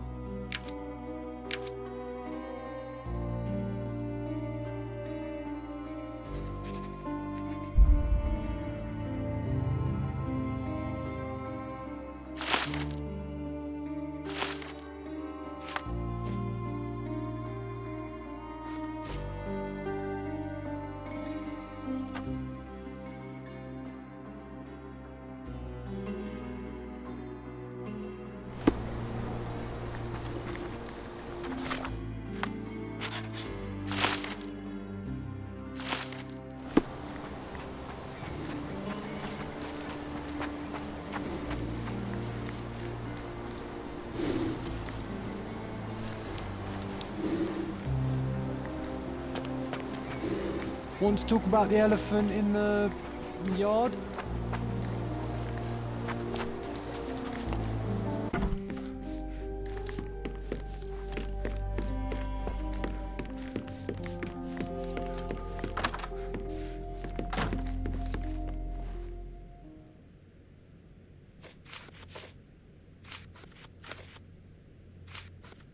I'm afraid I can't add anything useful.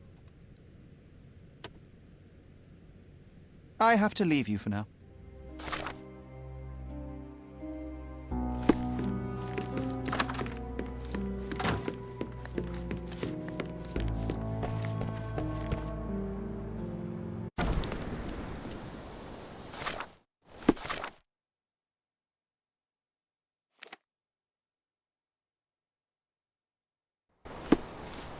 Extra, extra!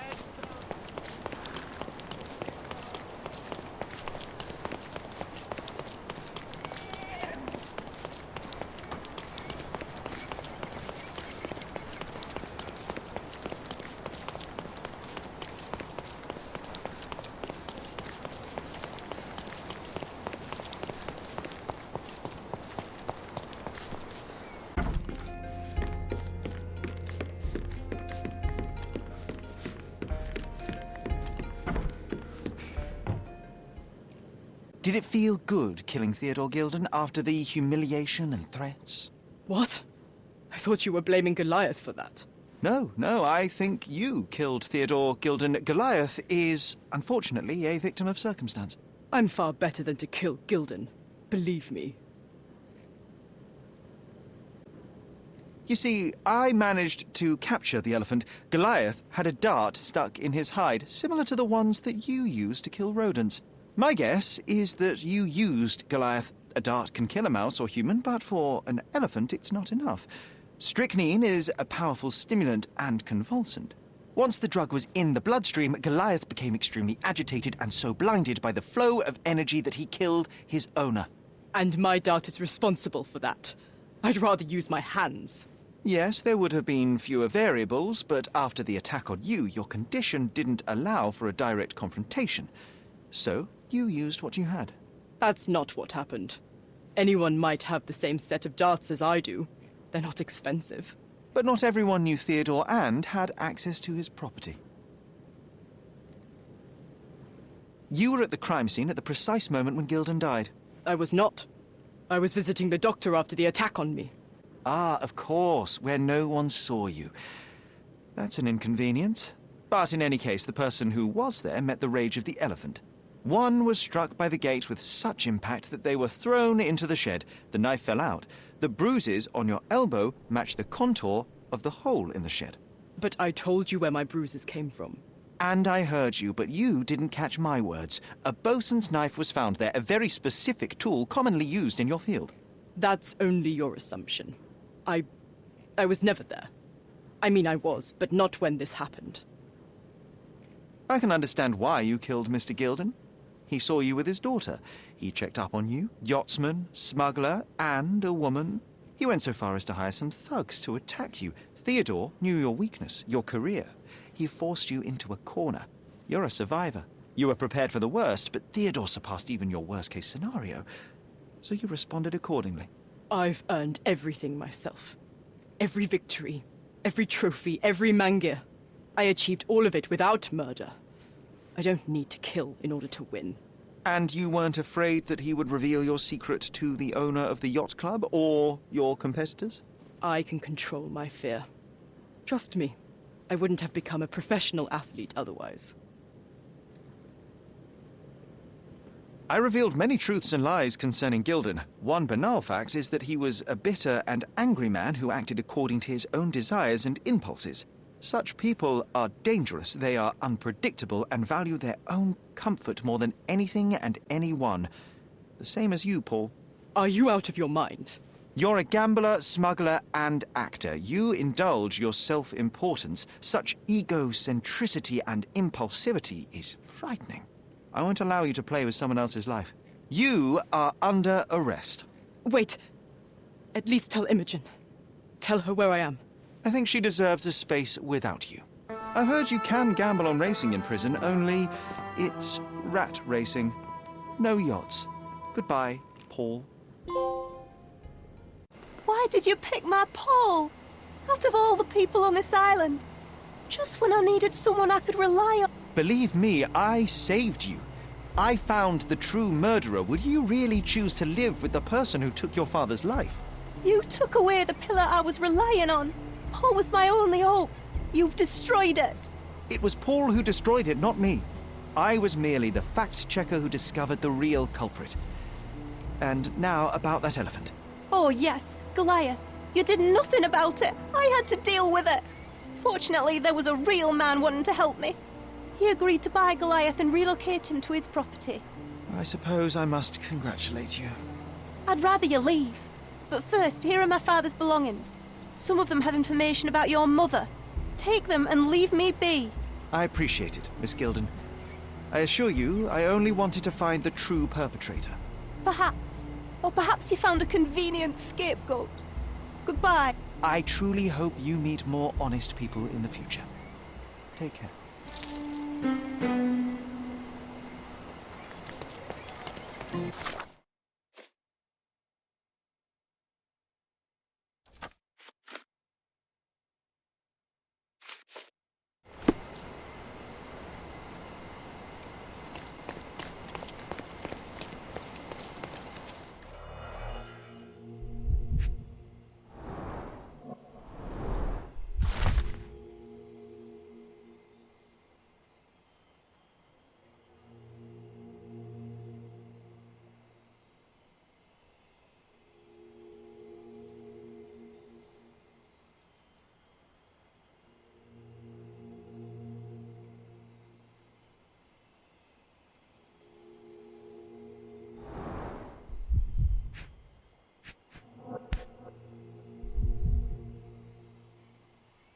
My mother always wore this around her neck until one day it disappeared.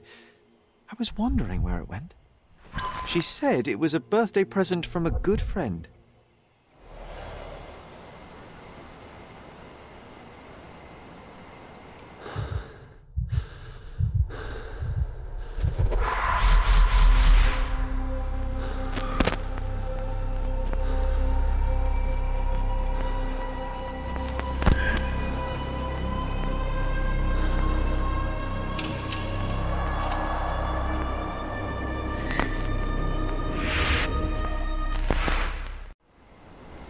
I just had another glimpse of a memory, John. It's fuzzy, but I'm sure it happened somewhere in the manor. Finally moving forward. Shall we go?